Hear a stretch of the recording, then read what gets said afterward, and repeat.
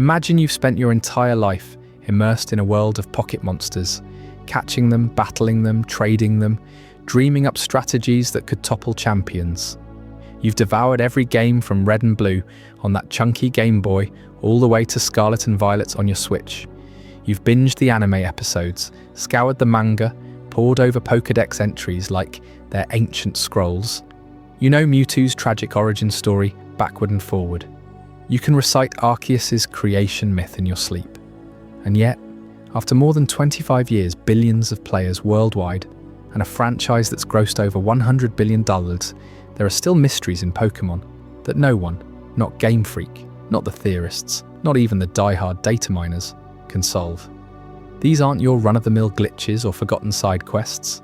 These are the deep, lore-shattering enigmas that poke holes in the very fabric of the Pokémon universe. Questions that have haunted forums like Bulbapedia and Reddit's Our Pokémon for decades. Theories that spiral into rabbit holes with no bottom.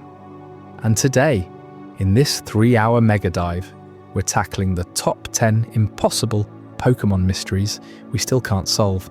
Buckle up, because we're going all in. No fluff, no filler, just pure unfiltered speculation backed by every scrap of canon we can unearth. But before we plunge into the list, let's set the stage. Why do these mysteries even exist? Pokémon isn't just a game, it's a living mythology. Each region builds on the last, weaving legends of gods, wars, and forgotten eras.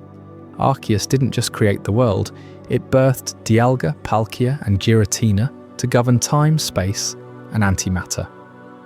Az's ultimate weapon in Kalos reset civilizations. The distortion world warped reality itself. This is a universe where legendaries aren't just strong Pokémon, they're forces of nature with backstories that rival epic fantasy sagas. And yet, the creators at Game Freak love to tease us with breadcrumbs, cryptic Pokédex entries, anime one-offs, manga hints that lead nowhere. Is it intentional world building, lazy writing, or something deeper like Easter eggs for us to obsess over forever? Think about it. Pokémon's lore is deliberately fragmented. Pokédex entries contradict each other across games. Anime plotlines get abandoned mid-season. Manga arcs retcon entire timelines. It's like the Pokémon world is a massive jigsaw puzzle with half the pieces missing, and the box art is lying to you. That's what makes it addictive. That itch you feel when you wonder, wait, what really happened there? It's the same rush as your first shiny hunt or that impossible Nuzlocke run. And these 10 mysteries, they're the itch that never stops. Picture the very dawn of the Pokémon world. Before trainers, before Pokeballs, before Professor Oak was even a twinkle in his parents' eye. Who or what was the first Pokémon? Was it Mew, the tiny psychic ancestor whose DNA supposedly codes for all others? Or Arceus, the alpha Pokémon, the one true god who shaped reality from nothingness? Pokédex entries clash like rival gyms. Mew's described as the genetic root in some games, but Arceus's myths paint it as the originator, creating the creation trio and everything else. Fan theories explode here. Did Mew evolve from Arceus's egg? Was Mew a lab creation mimicking the divine? No official word. It's ground zero for the entire franchise, and we're still lost in the fog. Or take Unova's original dragon. Reshiram, Zekrom, Kyurem, they're shattered remnants of one beast, right? Legends say it split during an ancient ideological war between twins. But what did that single dragon look like? A three-headed monster, a perfect fusion of truth, ideals, and emptiness. Game Freak showed us Kyurem's merges, but the prime form vanished into myth. No art, no stats, no nothing. It's like they dangled the ultimate legendary and yanked it away. And don't get me started on the ghost girl haunting Kalos. In X and Y, she's just there, a pale figure in the shadows of Lumiose City, whispering eerie lines like "Je me souviens" before flickering out. A spirit of the war, a lost trainer, Az's regret made manifest. Players have chased her for hours, but her story ends in silence. Chills, right? We've got the GS ball from the anime, a mystery item hyped as the key to a new mythical Pokémon, shipped off to movies and games, then ghosted forever. Unown's true power, scribbling reality-warping symbols in ancient ruins but never explained. Cubone's skull. It's dead mums, they say. But how does that even work with eggs and breeding? The Kalos War 3,000 years ago, where an ultimate weapon vaporized armies, but who fought, why, and who won? Giovanni's fate after Rocket's fall. Did he redeem, relapse, or just vanish? Evolution glitches like Butterfree's lineage that defies all logic. And a laundry list of legendaries, Celebi's time rifts, Genesect's fossil tech origins, Morgana's artificial soul, Melton's gooey emergence, with lore gaps you could drive a Charizard through. These aren't solvable by a quick wiki search or patch notes. They've survived remakes, spin-offs, and Pokémon Presence reveals untouched. Theorists have written dissertations. YouTubers have racked up millions of views debating them. But the truth, locked in Game Freak's vaults, or maybe not even decided yet, that's the magic and the madness. So why dive this deep today? Because in a world of shiny hunts and terror raids, these mysteries remind us Pokémon is more than battles. It's a tapestry of unanswered questions that keep us coming back, theorizing late into the night. Over the next 3 hours, we'll dissect each one, pulling quotes from Pokédex, anime clips, manga panels, developer interviews. We'll weigh the wildest theories, time travel paradoxes, multiverse shenanigans, hidden dev notes. We'll explore how they interconnect, like threads in a grand conspiracy. And yeah, we'll speculate on what future games like Legends ZA might reveal, or bury forever. If you're new here, smash that subscribe. Over 500,000 of you mystery hunters already have. And hit the bell for more long-form Pokémon deep dives. Drop in the comments, which of these mysteries keeps you up at night? First Pokémon? Ghost Girl? Hit me with your takes. Like if you're ready to lose your mind over lore. And stick around, this is going to be epic. Alright, no more teasing. Let's crack open the vault. Number 10? Wait, not yet. Before we rank them, a quick shout out to my Patreons. You legends keep these marathons possible. And if you're watching on mobile, grab some snacks. We're in for the long haul.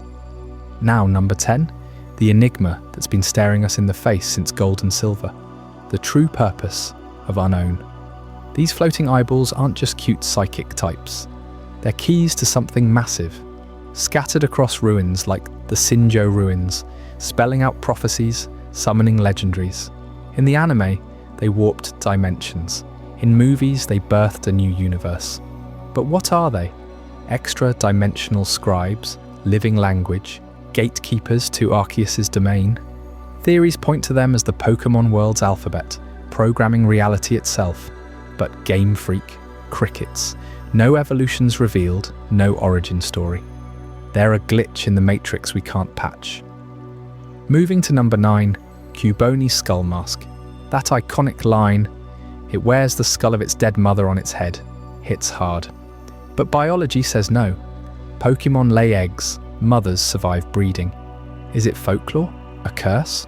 Alolan Marowak vibes hint at spirits. But Gen 1's tragedy feels too real. Data miners found no model underneath, just empty bone. Symbolic? Or a dark secret about extinction-level events? Number 8. Evolution and design inconsistencies. Remember Kakuna, supposed to evolve into Beedrill, but early art shows it pupating into something else. Bug types especially.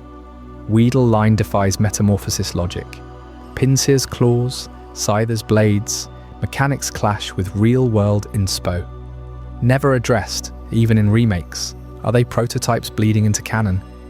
Number 7. Fate of major characters. Giovanni, Team Rocket's Don, beats Mewtwo, loses to Ash, poofs, Red in HGSS, stands silent on Mount Silver. Looker chases myths eternally, no closures. Dead, plotting, multiverse variants, their absences scream unfinished business. Number 6. The Kalos War. 3,000 years back, AZ's weapon nuked life itself. But who wielded it first? Elves versus humans, Eviltal's rampage, Lyssandra's ancestors.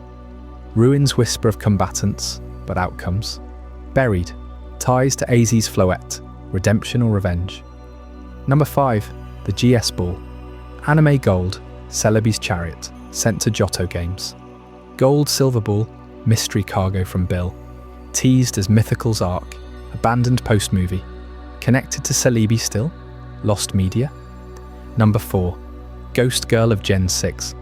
I come from the Kalos War. Vanishes in alleys.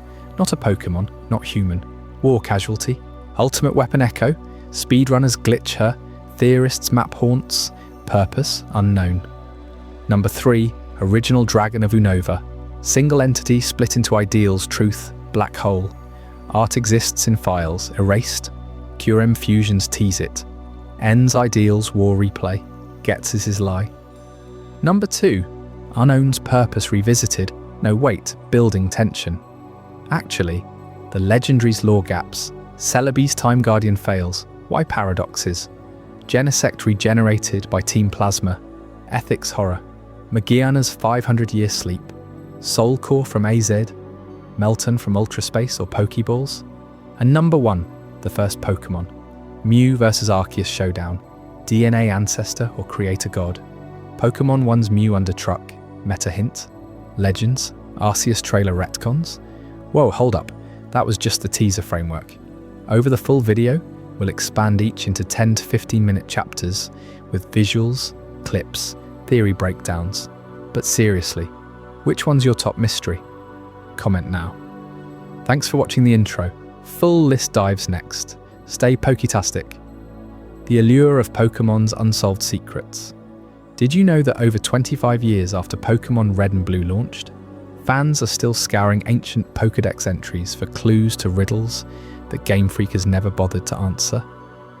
That's the magnetic pull of this franchise.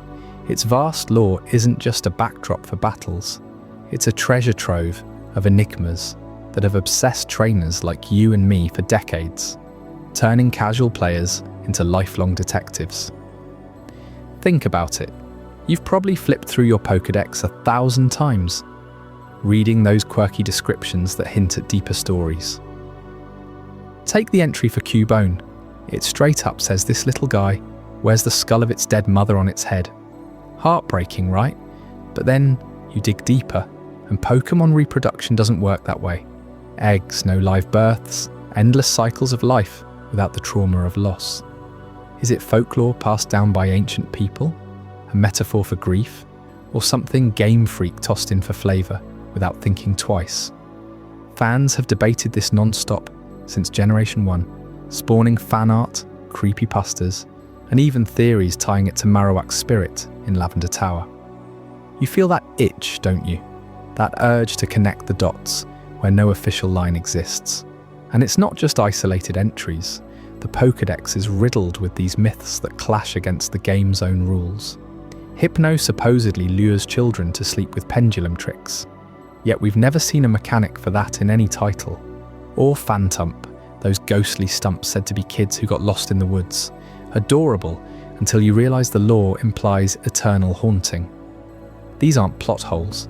They're deliberate teases, breadcrumbs leading nowhere, fueling forums like Bulbapedia and Reddit threads that rack up millions of views. You've been there, scrolling at 2 AM, convinced the next theory will crack it wide open. But the mysteries don't stop at static text. Oh no, the anime takes it to another level with abandoned arcs that dangle like unfinished sentences. Remember the GS Ball? Ash hauls this mysterious golden sphere across Johto, chasing prophecies and Celebi whispers, only for it to vanish into thin air after one episode. Promised as a gateway to a mythical Pokémon showdown, it got shelved harder than a Forgotten Master Ball. Why introduce it? Was it budget cuts, story shifts, or a nod to something bigger that never materialized? Trainers have waited over 2 decades for closure, and every new season just ignores it. That frustration? It's addictive. It keeps you coming back, theorizing with friends, rewatching old dubs for hidden frames. Then there's the unknown horde in the Sinjo ruins, those eye-like glyphs swarming like living hieroglyphs, bending reality with their presence. The anime shows them warping dimensions, summoning legendaries, yet their true purpose? Unexplained. Are they a language of the gods, alien messengers, tools for time travel? Fans have decoded patterns mimicking real-world scripts, built apps to simulate their effects, all because Game Freak left the door cracked open. These abandoned threads aren't oversights. They're the secret sauce. They transform Pokémon from a kid's game into a cultural phenomenon where adults invest weekends dissecting lore. Picture yourself at a Pokémon convention, surrounded by cosplayers and collectors, and the hottest panel isn't shiny hunts, it's unresolved mysteries.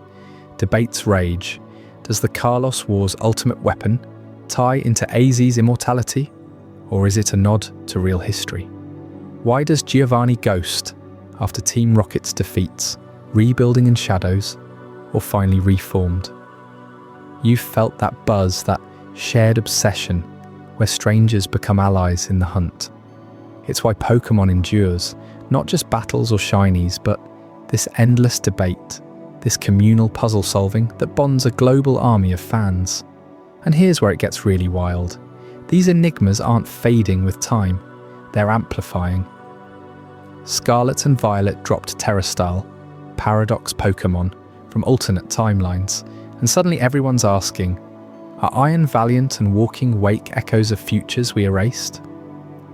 The lore gaps are intentional fuel for your imagination, keeping the franchise alive through fan content.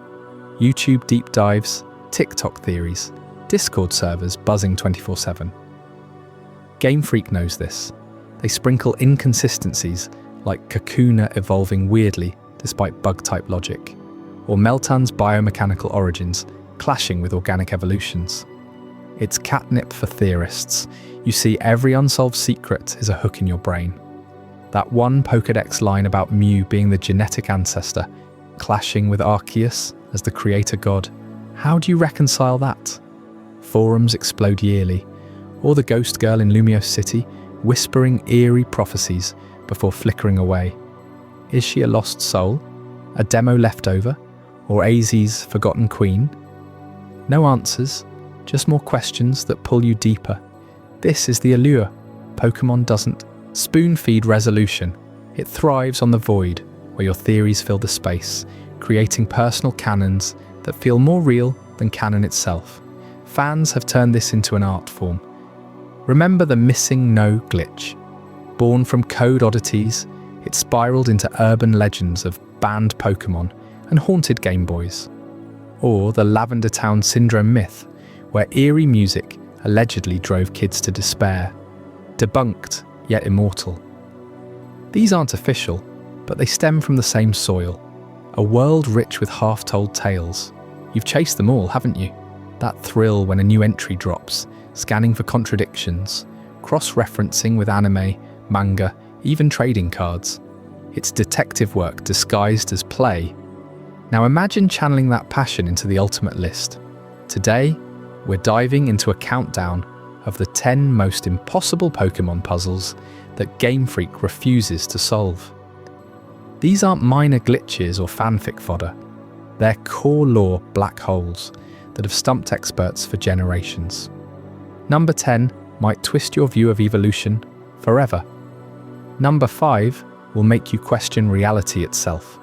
And at the top, an enigma so profound, it challenges the very foundation of the Pokémon universe. But before we blast off into this top 10, let's linger on why these mysteries grip us so tight. It's psychological. Humans hate loose ends. We crave patterns. Pokémon dangles them masterfully. Take the original Dragon of Unova, Reshiram, Zekrom, Curem, fraternal tales of one beast, split by ideology. Did it exist physically, or is it metaphor? Pokédex waffles, anime hints, games ignore. Debates rage in Japanese fan circles to Western streams. Or Celebi's time rips. Why no fixed timeline? These fuel endless content, from 100-hour Nuzlocke's hunting clues to AI-generated lost episodes. You've lived this cycle. Beat the Elite Four, then scour post-game for secrets. Find a weird NPC dialogue. Pause Google. Hours vanish. That's the genius. Pokemon's not static. It's alive through us. Abandoned arcs like the GS Ball aren't failures. They're eternal what-ifs, spawning AUs where Ash unlocks godhood. Pokédex myths aren't lazy writing. They're folklore engines, evolving with each gen. And the emotional layer, these secrets tap nostalgia and wonder. Cubone's mask isn't just sad, it's universal loss, mirrored in your first Pokémon graveyard trip. Unown's ruins evoke ancient mysteries like Stonehenge. The Kalos War, 3,000 years of buried conflict, whispers of humanity's flaws amid monster taming. Giovanni's fate, the villain you rooted against, now adrift, redemption arc or master plan. It mirrors life's ambiguities. This obsession scales globally. In Japan, doujinshi explode with unowned decipherments. In the West, speedrunners glitch hunt for proof. Even celebs like Post Malone Geek out on Paradox lore gaps. It's a movement. Game Freak stays silent, letting us roar. So as we stand on the edge of revelation, get ready. Our countdown begins now. Tottenham. Impossible puzzles starting with a cosmic clash.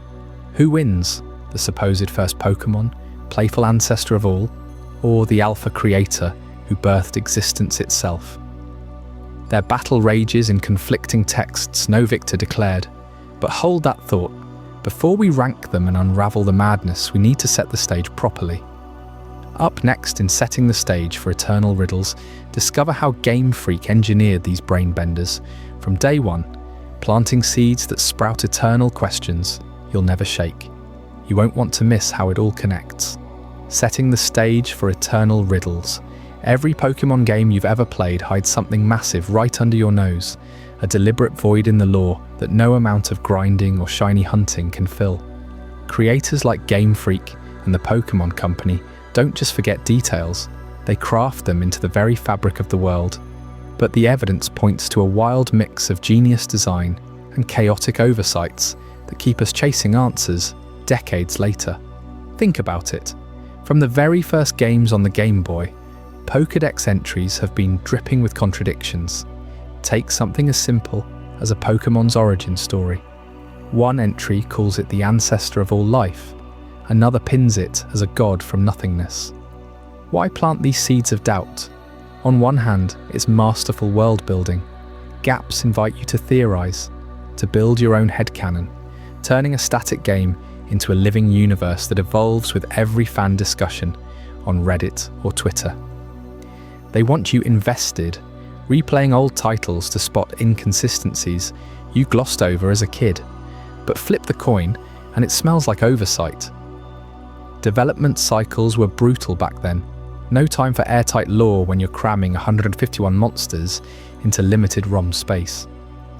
Retcons happen constantly, like when Mewtwo's backstory shifts between the anime's tragic clone origin and the game's more mythical vibe. Now, stack up the evidence across media and the contradictions explode. In the games, lore is modular, pieced together through scattered entries and NPC dialogue that sometimes outright clashes. Remember Gen 1?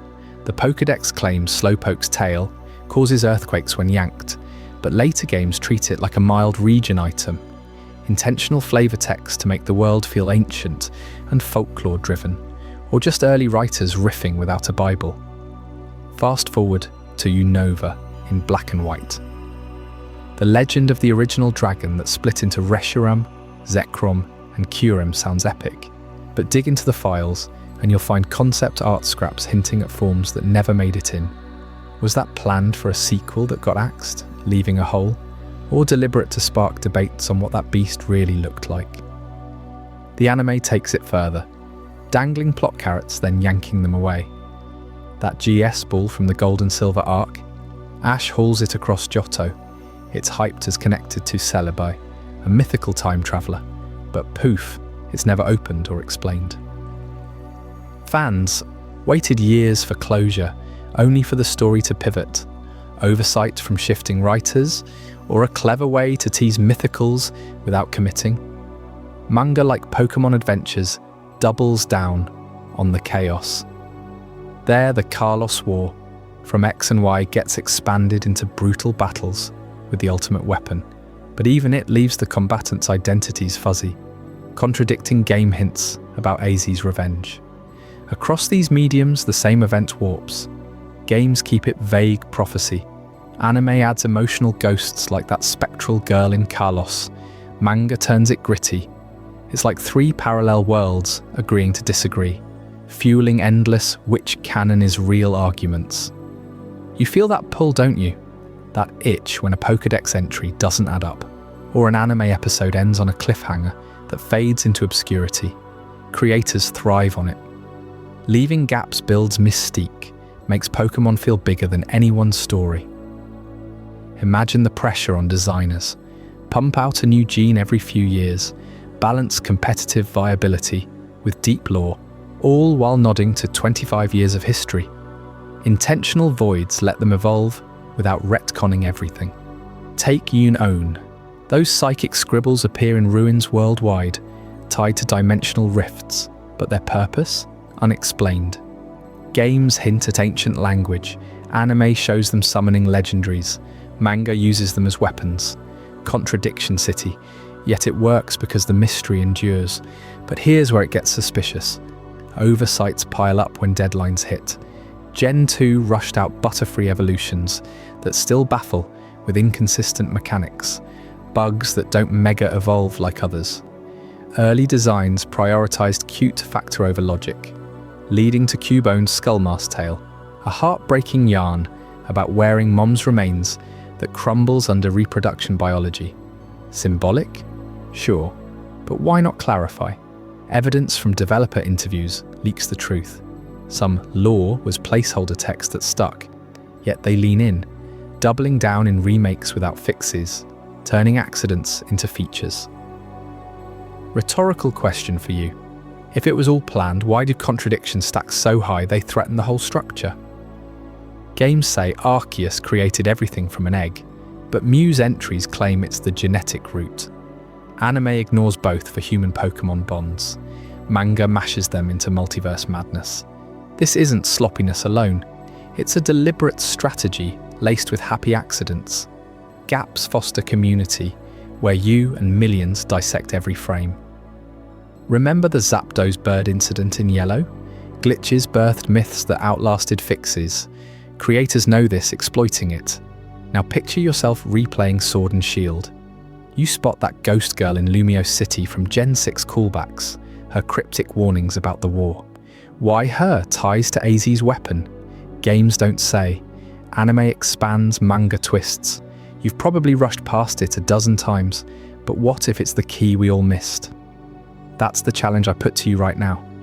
As we dive into these top 10 impossible mysteries, train your trainer senses, scrutinize those old saves, rewatch episodes, reread volumes, spot the clues we've collectively overlooked, the threads connecting Kolos ghosts to Unova dragons, Giovanni's vanishing acts to evolution glitches. Your theory might crack one open. Evidence mounts that these aren't just holes, they're eternal riddles designed to hook generations. Fate of villains like Giovanni. He dips after Rainbow Rocket. No redemption arc, no death. Schemes or exile, games leave it hanging. Anime teases returns, manga kills off parallels. The pattern screams intention, world building through absence. Yet biomechanical oddities like Genesect scream oversight, revived fossils clashing with creation myths. Meltan's origin, as a Ditto Meltan factory, dropped like yesterday's news. You know the frustration mixed with thrill. That moment in a playthrough when lore hits different, forcing a pause. Creators bank on it. Contradictions from rushed genes become fan fuel. Take the Kalos War 3,000 years back. Ultimate weapon vaporizing armies. Causes? Unknown. Who fought? Vague. Games drip AZ's grief. Anime haunts with girls. Manga bloodbaths. Stacks up impossibly, begging the question. Planned puzzle or patchwork? And it all circles back to the core. Why these gaps at all? To make Pokémon immortal. Oversights evolve into myths. Intentions deepen immersion. You've lived it, theory crafting late nights. Now arm yourself. Before we plunge in, remember, every unexplained evolution quirk, every dropped anime ball, every manga divergence is a clue waiting for you, which brings us perfectly to the countdown. Number 10 hooks us deep with the ultimate identity crisis. Who was truly the first Pokémon? Mew, the ancestor fluttering through time, or Arceus, the alpha forging reality itself? Pokédex wars rage, lore fractures across games and shows.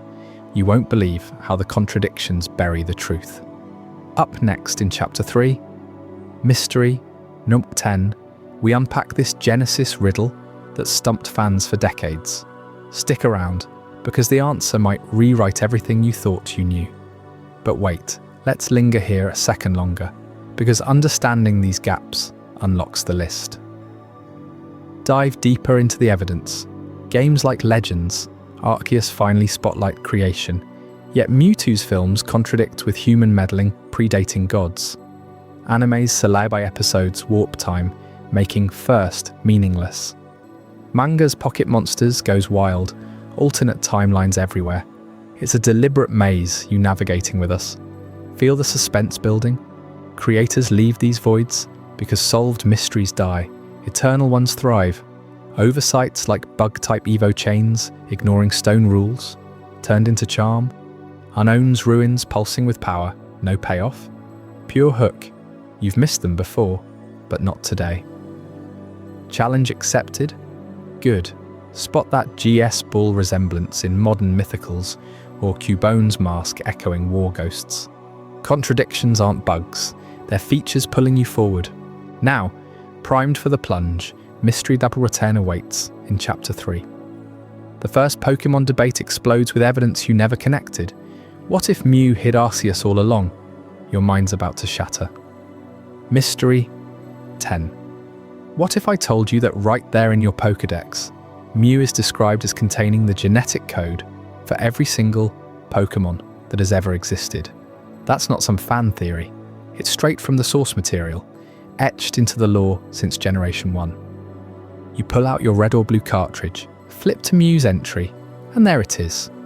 This tiny pink cat-like creature holds the secrets to all life in the Pokémon world. But hold on, because just when you think you've cracked the origin of everything, Sinnoh's ancient myths throw a thunderbolt right back at you with Arceus, the so-called alpha Pokémon, stepping in as the ultimate creator god. After more than 25 years of games, anime and spin-offs, these two stories clash head-on, leaving us with zero official answers. Who's really first? Let's dig into this cosmic riddle that's kept trainers like you scratching their heads for decades. Start with Mew, because that's where the science kicks in. Picture this. You're deep in the Amazon-inspired jungles of Guyana, just like the researchers who supposedly discovered Mew back in the day. The Pokédex paints it as an elusive ancestor, a new species Pokémon, so rare it evaded capture until a certain glitchy event in the first games. But it's not just fluff. In Pokémon Red and Blue, scientists clone Mew's DNA to birth Mewtwo, the most powerful psychic type ever engineered. That fossilizes Mew's role as the genetic wellspring. Fast forward to Ruby and Sapphire, and the entry doubles down.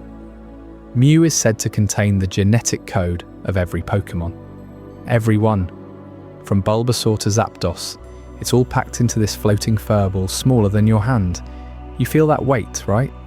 It's like Mew is the ultimate Pokémon zip file, unzipped to spawn the biodiversity of entire regions.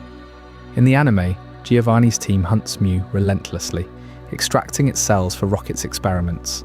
The first movie revolves around it, with Mewtwo raging against its mother Mew in an epic aerial clash over the Orange Islands. Even in Super Smash Bros., Mewtwo taunts with lines about its Mew origins. And don't get me started on Pokémon Snap or the Virtual Console releases, where Mew's playful dashes through hoops reinforce its primordial vibe. Generation 3's Pokédex from Emerald calls it the ancestor of Pokémon, period. You boot up Fire Red or Leaf Green, and Professor Oak himself hints at Mew rewriting its own DNA on the fly, adapting to anything. It's evolution's cheat code, the spark that lit the fuse for 1,000 plus species. But then you hit Generation 4, and bam, everything flips. Enter Arceus, the original one. Straight out of Sinnoh's creation myths. You've played Diamond, Pearl, or Platinum, right? Cynthia drops lore bombs about how Arceus emerged from an egg in chaos, birthing the universe itself. It shapes time with Dialga, space with Palkia, and even antimatter with Giratina.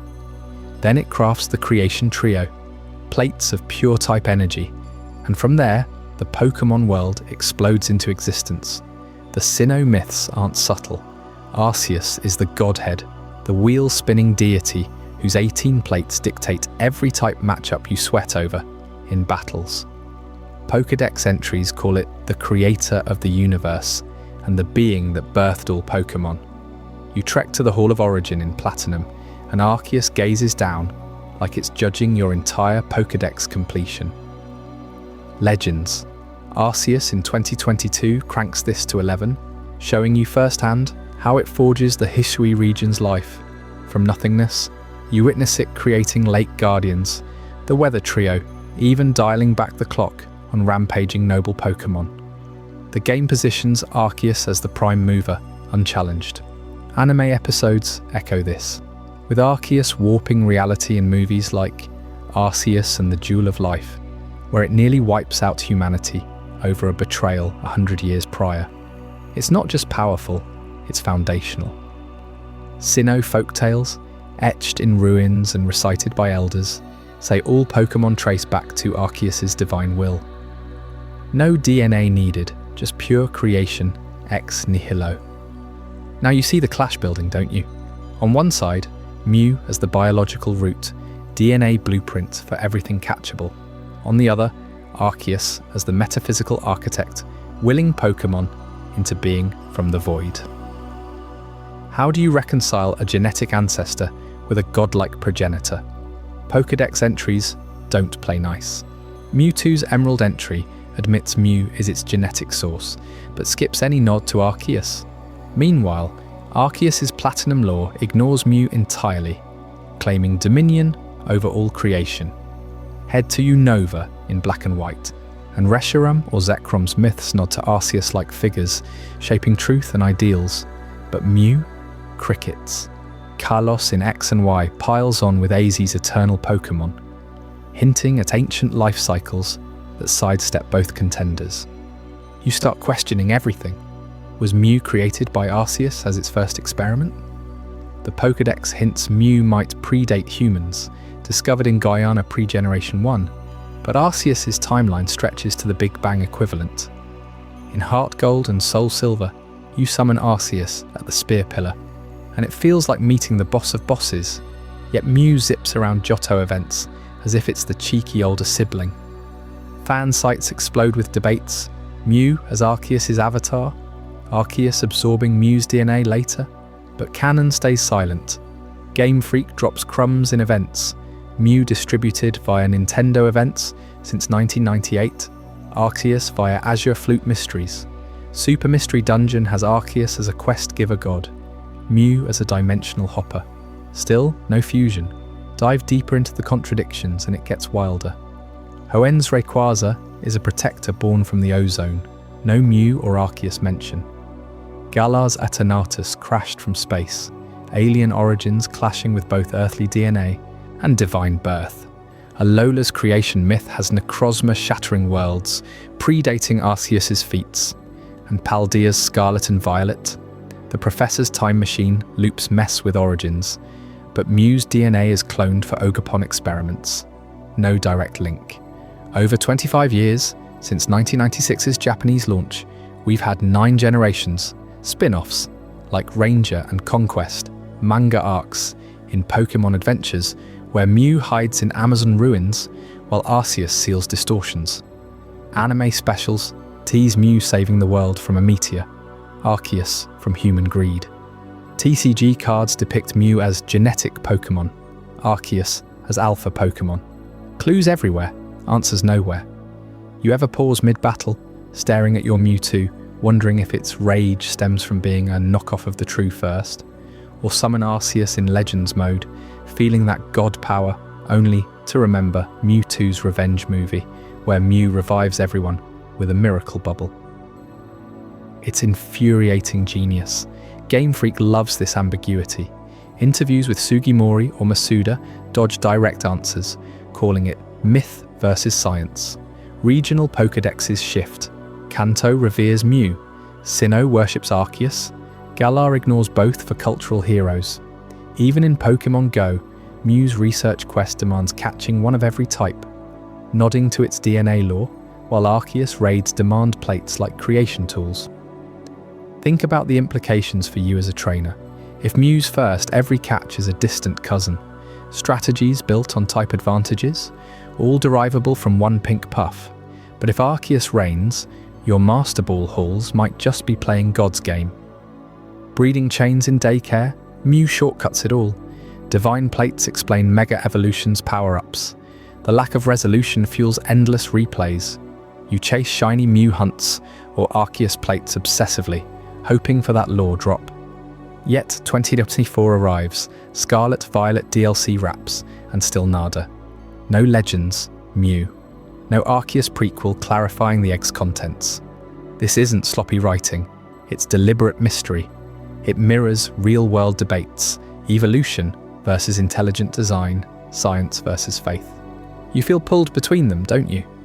Mew's whimsy invites play, Arceus's majesty demands awe. Conflicting entries ensure no theory holds forever. After 25 plus years, billions in sales and a cultural empire, the first Pokémon remains a void. Who birthed Bulbasaur's vine? Zapdos's storm? Your own starter's loyalty? Genetic lottery or godly decree? No canon resolution. Game Freak guards this secret tighter than a Master Ball.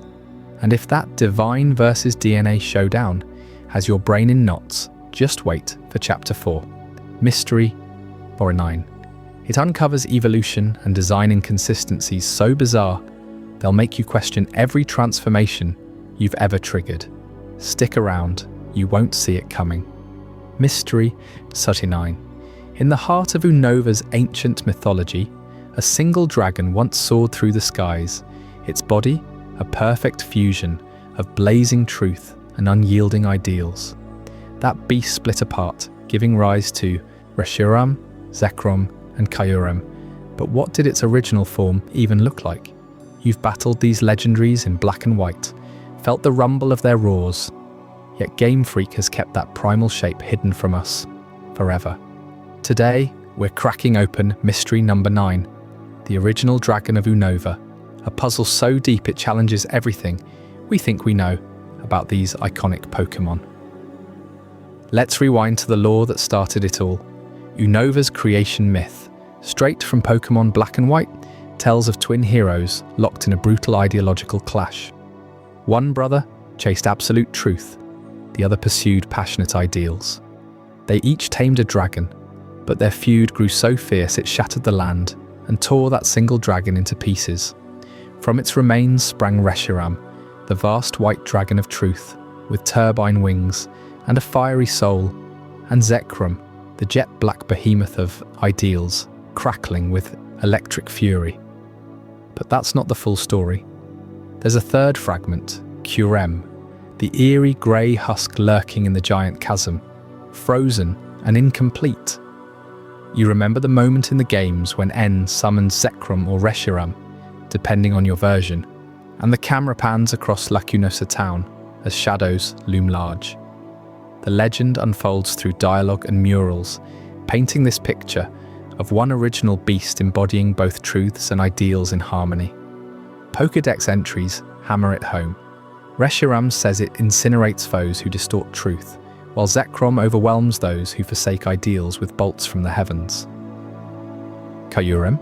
It's the leftover shell, described as an entity that devours light and heat, a void waiting to be filled. Ancient Unova tales, whispered in the game's lore books and etched into Dragon Spiral Tower, describe this singular dragon not as two halves, but as a unified force, a truth-ideals dragon, whose power balanced the world's chaos. But here's where it gets maddeningly vague.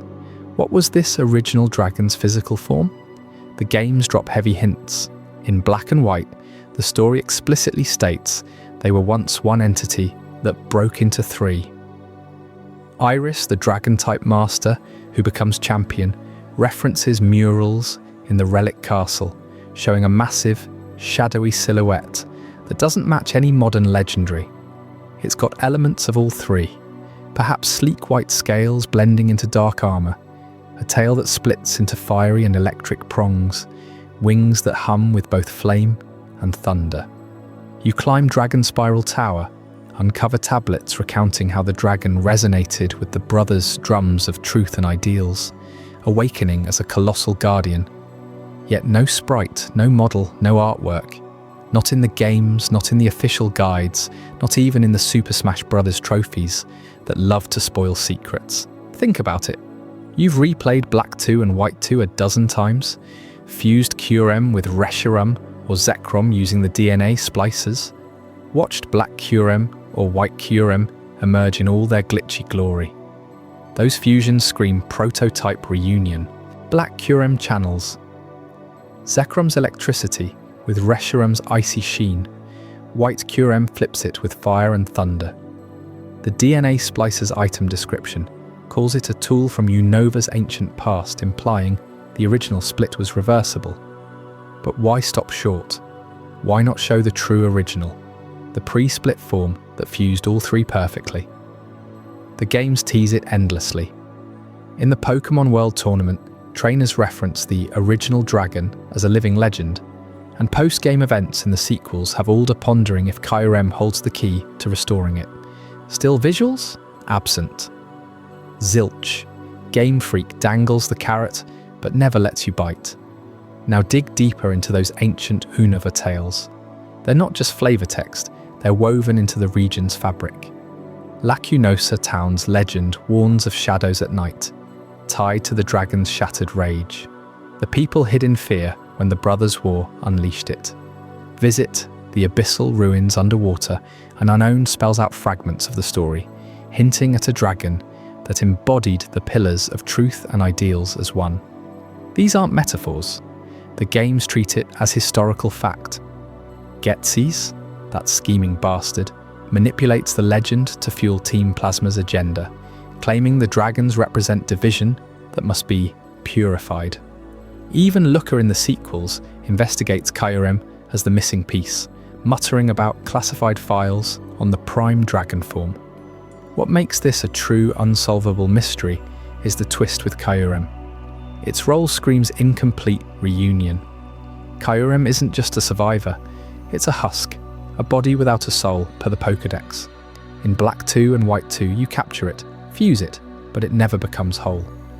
Why? The lore suggests the original dragon's essence fractured beyond repair.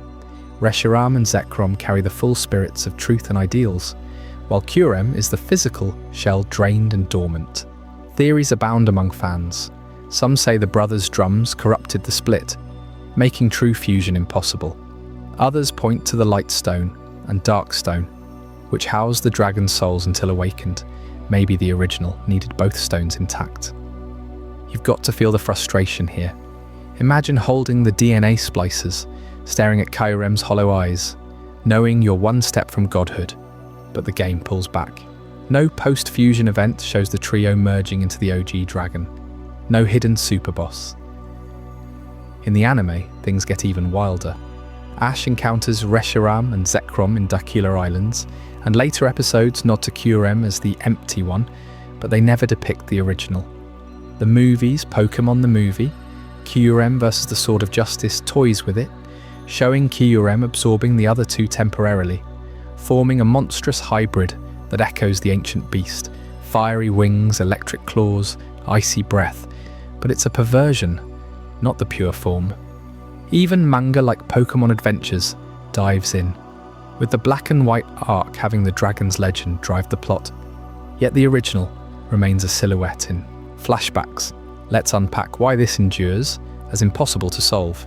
Game Freak could reveal it anytime, in Legends, Arceus-style prequels, or Scarlet and Violet DLC. Unova's getting a Terrastal rematch in Generation 9 rumours, but they've stayed silent. Pokédex updates in later games. They reinforce the split without clarifying the whole. Reshiram's entry in Sword and Shield. This Pokémon appears only to those who seek truth, Zekrom. It controls the black clouds that roll in at night, Curem, the remains of a frozen dragon Pokémon. No mention of the unified state beyond Unova-specific lore. Fan art explodes with concepts, a majestic worm with half-white, half-black scales, a turbine tail glowing red and blue, eyes piercing with balanced wisdom. But official silence? It's deliberate. You start questioning the implications. If the original dragon existed physically, what did it eat? How big was it? Dragon Spiral Tower's murals suggest it dwarfed even Rayquaza. Did it create Unova's landscape, like the Brothers' War did? And Kyurem's twist, that incomplete reunion, hints at tragedy. The dragon can't reform because the brothers' ideals clashed irreparably, mirroring real-world divides. It's poetic, but unsolved. What if a future game lets you summon it? Or is it too sacred, too broken? Poke around data mines from black and white betas. Unused models exist for dragon parts, scrapped fusions that tease a grander design. Interviews with Masuda? He calls it Unova's deepest legend, but dodges specifics. The anime's Unova arc builds to a climax, where Ash bonds with all three indirectly. Yet no payoff. Fans have petitioned for years. Reveal the original dragon. Nothing. This mystery gnaws at you because it's tangible. You've held the pieces in your hands, literally fused 2/3, but the full picture eludes. Reshiram, Zekrom, Kyurem, legends from one beast, ancient tales of a singular truth, Ideal's dragon, hints in black and whites without visuals, and Kyurem's role as the eternal tease of an incomplete reunion. It's not sloppy writing, it's masterful withholding. But hold that thought, because if the shattered dragon leaves you reeling, wait until you hear about mystery number 8. What happened to the world's most notorious villains after their empires crumbled? Giovanni, Archie, even Cyrus, their fates dangle unresolved, pulling you deeper into shadows that might never lift. Stick around. Mystery awaits. In the glittering streets of Lumiose City, right in the shadow of the Prism Tower, countless trainers have sworn they've encountered a spectral girl who materializes out of thin air, only to deliver chilling prophecies before dissolving into nothingness. You know the ones. Those late-night whispers that make you pause your game, heart racing, wondering if you've just brushed against something supernatural in the Pokémon world. Picture yourself wandering those pristine boulevards in Pokémon X and Y, the city's romantic glow fading into twilight. You've probably hustled through Lumiose 100 times, chasing badges or just soaking in the vibe, but if you linger in the right alleyways after dark, specifically that narrow passage near the Hotel Richissime or the dimly lit spots by North Boulevard, something inexplicable happens. A faint giggle echoes, then she appears. A young girl in a flowing white dress, her eyes hollow and distant, her form flickering like a bad signal. She doesn't attack, she doesn't flee, she speaks. Her first words hit like ice water. Lumiose City, it's dark in here. You freeze, controller in hand, scanning for threats. But there's nothing. No wild Pokémon, no rival ambush. She lingers just long enough to unsettle you, then poof, gone, leaving the alley empty as if she were never there. Players reported this back in 2013, flooding forums like Bulbapedia and Reddit with screenshots and frantic posts. Was it a glitch? A hidden event? No official explanation ever came from Game Freak. You can trigger it yourself tonight. If you boot up X or Y, head to those spots between 8 PM and 10 PM in game time. Stand still and wait. She'll come. And she'll say more. Return to the same alley the next night, and she evolves. This city, it's overflowing with people. So many people, but not a single person can be found here. Her voice, soft and ethereal through your DS speakers, drips with loneliness. It's not just random flavor text, it's layered, pulling you deeper into Kalos' underbelly. Trainers who documented every encounter pieced together at least 4 distinct appearances, each more ominous. On the third visit, Lumiose City. What a nice city, but it's so dark and cold here. And the fourth? Are you lost? This is a scary place. No one will hear you, even if you scream. Each time she vanishes without trace. No battle, no item, no reward, just a gnawing sense that you've pierced the game's veil. But here's where it gets truly eerie. These aren't throwaway lines. They're prophecies, veiled warnings that echo the darkest corners of Carlos lore. Think about it. You're in a region modelled after France, all elegance and light, yet she's fixated on darkness encroaching, isolation amid crowds, screams unheard. Players started connecting dots immediately. What if she's foretelling doom? Some even timed her appearances to real-world events, like clocking her spawns during full moons in-game, fueling wild theories of lunar ties. You try it, don't you? That compulsion to test, to chase the ghost, keeps you up way past bedtime. Now let's tie this phantom directly to the heartbreak at Carlos's core. AZ's curse of eternal life. You remember AZ, right? The ancient king from X and Y's post-game revelations, wandering eternally after losing his beloved Floette in that cataclysmic war 3,000 years ago. He forged the ultimate weapon, powered by Yveltal's life-draining energy, desperate to resurrect his partner. But the real tragedy? His obsession with immortality. AZ drank from that forbidden flower elixir, granting him unending life. A curse, really. Dooming him to watch generations fade while he endures. His Floette abandoned him, in horror, flying off into legend. The weapon fired twice, wiping out armies and untold lives, leaving Carlos scarred. Encounters with a ghost girl slot perfectly into this nightmare. Her prophecies scream of eternal isolation, a city teeming with life, yet utterly alone. Darkness swallowing light, unheard cries in the void. She's not just haunting Lumios, she's AZ's echo, a remnant of his folly. Dive into player theories, and they explode with possibilities. Theory 1. She's AZ's queen, his lost wife, trapped in limbo by the ultimate weapon's fallout. AZ's story hints at personal loss beyond Floette. Maybe she was petrified, her soul unbound, cursed to wander Lumios, the region's heart, whispering regrets. Her white dress? A bridal gown, frozen in time. Her fixation on darkness? The weapon's void, Yveltal's shadow? Or consider Theory 2, a victim of Yveltal itself. That destruction Pokémon drained life en masse during the war, turning soldiers to stone statues scattered across Kalos. Those eerie monuments you pass without a second thought. What if she was a civilian, a child even, caught in the blast?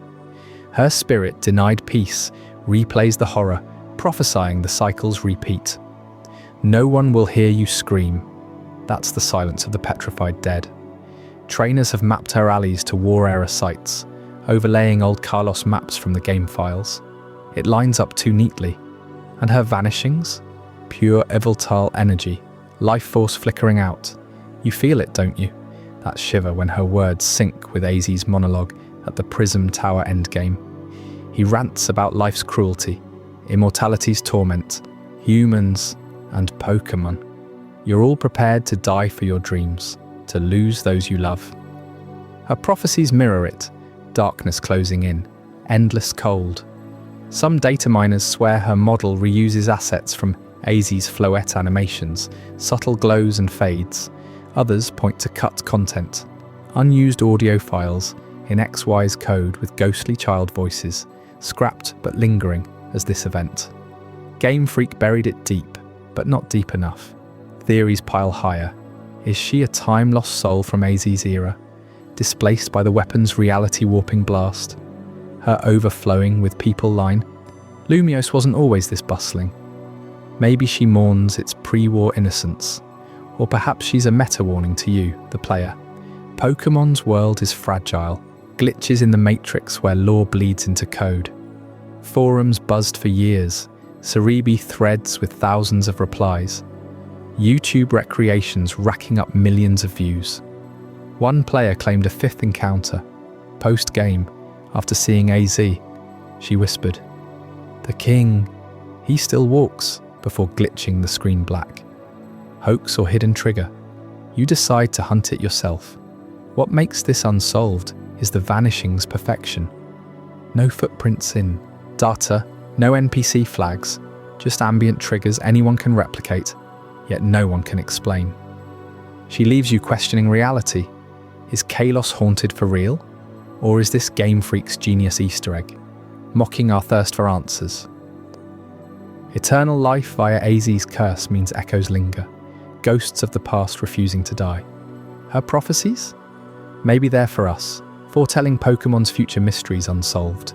Players have obsessed over her for a decade, modding ROMs to force spawns, analysing audio waveforms for hidden messages. One spectrogram enthusiast decoded Morse-like patterns in her giggles spelling AZ. Far-fetched? Sure, but that's the pull. You boot up X or Y post-video, don't you? Head to that alley, wait in the dark, she'll come, whisper her doom, vanish, and you'll wonder, just like thousands before you, if you're next to glimpse the curse's truth. Her ties deepen when you consider Kalos's layered history. AZ's Flet, revived briefly by the flower, rejected him. Paralleling her cold distance, Yveltal's victims litter the region. Geosenge's valley, shrouded in fog. Lost Hotel's ruins, pulsing with spirits. She's the nexus, prophecies bridging them. It's dark in here. That's Yveltal's domain. Scary place. The war's legacy. Theories evolve. Maybe she's Floette's human form, cursed back by AZ's grief. Or a composite soul. Queen and child, merged in the weapon's chaos. Unresolved, she torments. No rematch in later games. No Zygarde tie-in, nothing. Auras ignored her. Sun Moon forgot. She's Kalos exclusive, a glitch in time. You question your save file's sanity. Did she really say that? Or did you imagine it? Forums preserve the hysteria. She predicted my team's wipe. Appeared during blackout. Game froze. Reality blurs. That's her power. This ghost girl doesn't just haunt Lumiose. She indicts AZ's eternal curse, prophecies dripping unresolved pain. Identity? Queen, victim, or harbinger? We're left grasping. Her vanishings mock us, pulling reality's threads loose. What else hides in Kalos's shadows? But that's not the only secret rotting in this region's ancient bones. Up next in Mystery War 7, we unearth the full horror of the war that birthed it all. The Kalos conflict, whose buried truths could rewrite everything you thought you knew. You won't want to miss it. Mystery Nugget 7. In the Pokémon anime's Gold and Silver arc, Ash Ketchum receives a bizarre gift from the legendary Celebi. But that gift vanishes into thin air without ever revealing its secrets. That gift is the GS Ball, a glowing egg-shaped mystery that's haunted fans for over 2 decades. What exactly is it? And why did Pokémon abandon it completely? Let's rewind to 1999, right as the anime shifted from Kanto and Johto adventures into the heart of Gold and Silver territory. You're Ash, fresh off victories against Team Rocket, exploring the Johto region with Pikachu by your side. Professor Oak calls you back to his lab one day, holding this strange metallic orb about the size of a Pokeball, but with a shimmering iridescent surface that pulses with an otherworldly green light. He tells you it's called the GS Ball, GS standing for Gold and Silver naturally, and it's no ordinary item. Oak got it from a trusted source, but even he can't explain what it does. Your mission? Deliver it to Kurt, the eccentric Pokeball craftsman in Azalea Town, because only he might unlock its power. You set off, but this isn't a simple hike. The GS Ball starts acting up immediately. It won't stay in your bag like normal items. Instead, it levitates, defying gravity and every item mechanic you've ever known in the Pokémon world. Picture this. While you're trekking through Ilex Forest, it suddenly glows brighter, summons a massive whirlwind, and sucks in you, Pikachu, and a wild Celebi, the time-travelling guardian of the forest. You end up flung back in time to the same forest, centuries ago, where you help a young boy save Celebi from poachers. It's epic, timey-wimey chaos, complete with Team Rocket crashing the party as usual. After the dust settles, Celebi rewards you by restoring the GS ball to its original state. You deliver it to Kurt, just like Oak asked.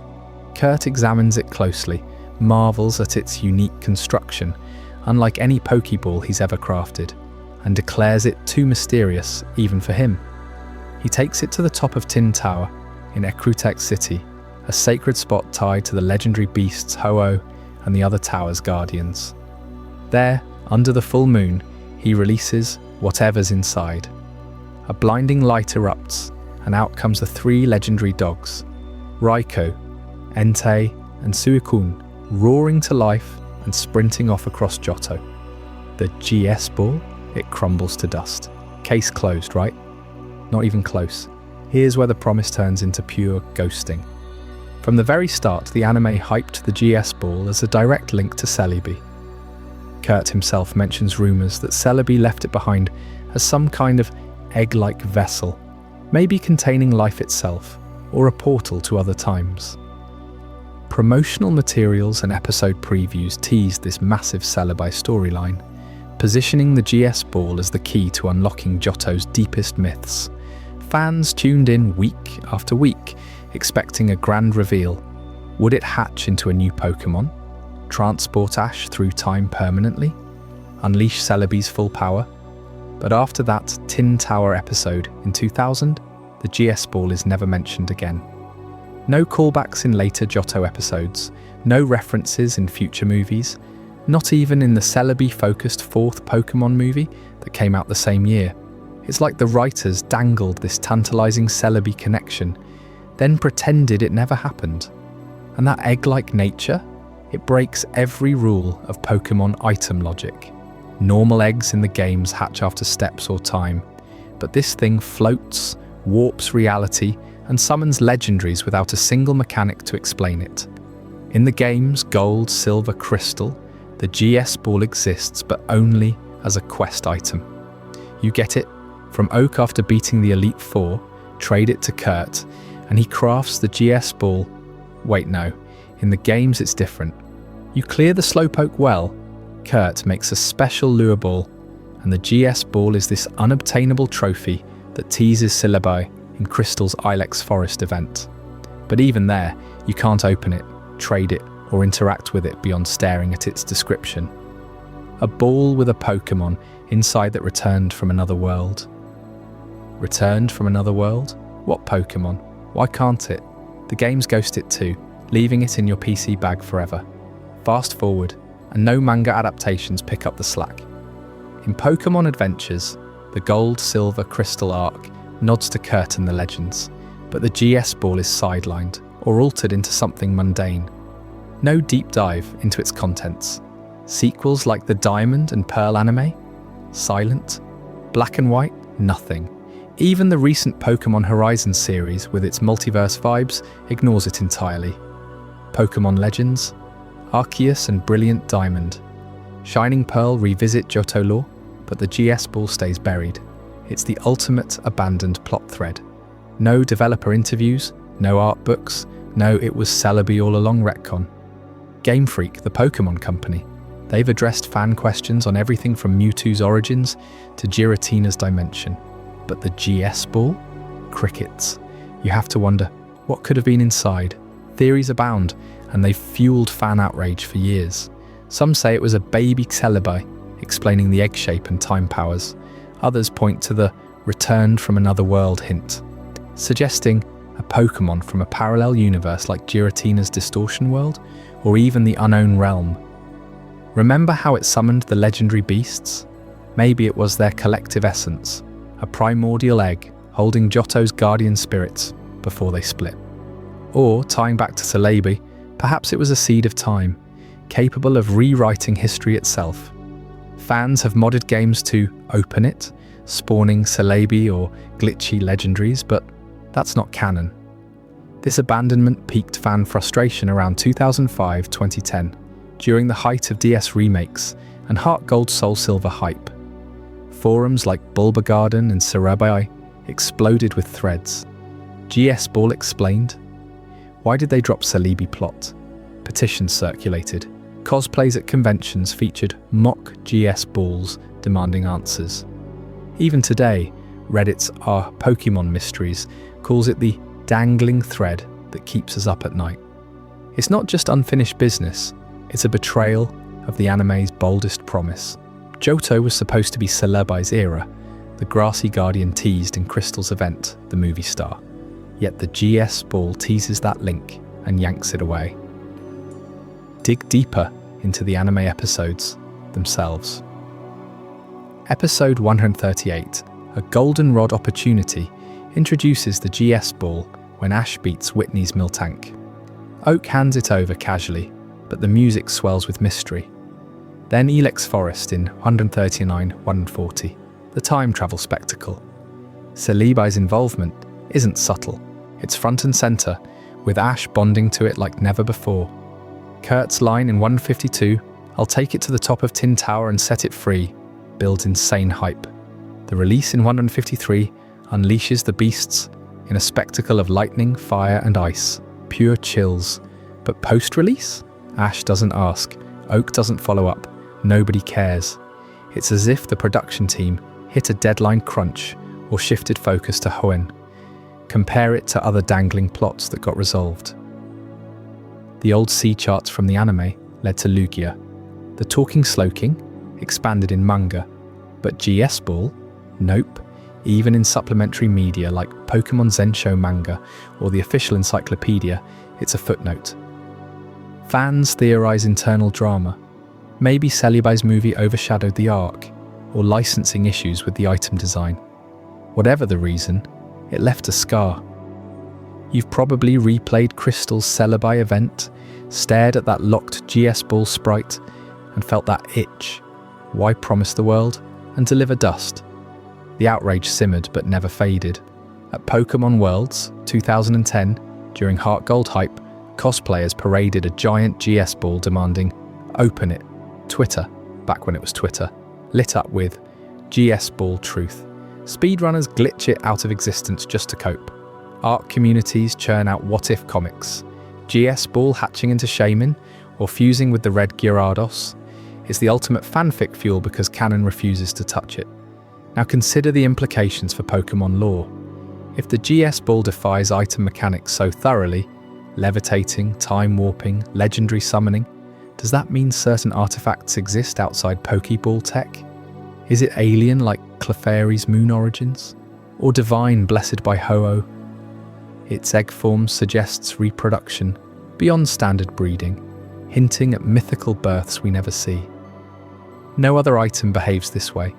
Master Balls capture, Cherish Balls prettify, but GS Ball, it's alive. Years later, echoes appear. In Legends, Arceus mystery orbs warp space. In Scarlet and Violet's time machine Terror raids, Celebi callbacks tease unresolved threads. But still, no GS Ball closure. Fans peaked in rage during 2021's 25th anniversary Johto celebrations. Live streams, merch everywhere, yet silence on the orb. It's the dangling thread that proves even Pokémon has plot holes too big to patch. You feel that frustration, don't you? That mix of nostalgia and what if that keeps you hitting replay on those episodes. The GS Ball wasn't just an item, it was a gateway to Johto's soul, promised and poofed. But hold on, because up next in Mystery number 6, we tackle something even more heartbreaking. The dark truth behind Cubone's skull mask, and why Pokémon reproduction makes its tragic backstory impossible. You won't believe how deep this folklore rabbit hole goes. Before we dive deeper into this incredible journey, I'm curious, where in the world are you watching this from? Drop a comment below and let our global community know. And if you're finding this as mind-blowing as I am, hit that like button to help more people discover this story. Mystery 6. Unown. Those floating, single-eyed glyphs that look like ancient letters come to life. They've appeared in Pokémon games, anime and movies, always tied to ruins pulsing with otherworldly energy. But here's the concrete truth that keeps theorists up at night. Every major unknown sighting coincides with reality itself starting to bend, as if these Pokémon aren't just symbols, but active architects of space and time. You know the Solaceon ruins in Sinnoh, right? Tucked away in that misty cave system near the town, where happiness levels spike for your Pokémon. Step inside, and the walls are etched with unknown forms, over 26 of them representing the English alphabet. Catch them all and what happens? The game rewards you with nothing flashy, just a vague sense that you've unlocked a secret language. But dig deeper into the lore, and those ruins aren't random. They're convergence points where the fabric of the Pokémon world thins. Players report glitches, Pokémon behaving erratically, even save file corruptions that feel too deliberate to be bugs. Is it coincidence, or are unknown whispering commands that warp the digital realm we play in? Take it further to the Sinjo ruins, hidden in Heart Gold and Soul Silver. You need Arceus itself to access them, and once inside, unknown swarm like a psychic storm. They form patterns on the walls, and in the centre, Arceus manifests Dialga or Palkia right before your eyes, forging new legends on the spot. Plates shimmer, creation energy crackles, and unknown hover everywhere, witnessing or directing the birth of time and space controllers. Why are they there? Pokédex entries call unknown ancient writing, but this feels bigger. They're not passive scribes, they're participants in the act of making worlds. Now shift to the anime, where things get truly unsettling. Remember Pokémon 3, the movie Spell of the Unknown?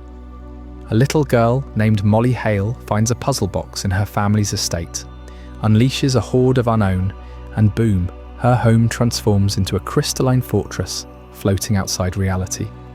Walls reshape, gravity flips, entire landscapes manifest from her childhood drawings. The unknown don't attack, they grant wishes, twisting probability into nightmares. Ash and friends battle through warped dimensions, dodging armor that materializes from thin air. By the end, the unknown seal themselves away, but not before proving they can rewrite physics on a whim. Was that chaos or a deliberate test of human desire? But the real mindbender comes from Pokémon Chronicles, that underrated spin-off series. In one episode, explorers delve into ruins much like Solations, and unknown emerge in a frenzy. The narrator drops this bombshell. These glyphs might form the language of creation itself, a script used by the universe's architects to script reality. Not just symbols, but code. Think about it. You're watching ancient Pokémon etch the rules of existence, from gravity to evolution. The episode cuts away without resolution, leaving you wondering if every Pokédex entry, every move name, traces back to unknown script. Connections pile up, and they point straight to the top of the Pokémon pantheon. Arceus, the alpha Pokémon, the one who shaped Sinnoh's creation trio. In Legends, Arceus, echoes of this, distorted time, spatial rifts, unknown lurking in the fringes of Hisui's lore. Dialga commands time, Palkia space, and unknown. They swarm precisely where those forces collide. In Pokémon XD, Gale of Darkness, atop the research tower on Citadel Isle, unknown infest the peak. Shadow Pokémon experiments go haywire, reality frays, and these eye creatures pulse with psychic energy that could stabilize or shatter the tower's artificial dimensions. Developers hinted in interviews that unknown were meant to unlock dimensional travel, a feature scrapped but never forgotten. What patterns emerge when you connect these dots? Unknown never appear alone. They mass in ruins that are lines with ley lines of power, places where legendaries slumber or awaken. In the manga Pokémon Adventures, they spell prophecies, summoning Ho-Oh or manipulating Mewtwo's clones. Always cryptic, always tied to Genesis events, yet no game's end credits roll with answers. Game Freak teases, but never delivers. Are they messengers from Arceus etching divine will? Or rogue elements, Dialga's unintended scribes gone feral?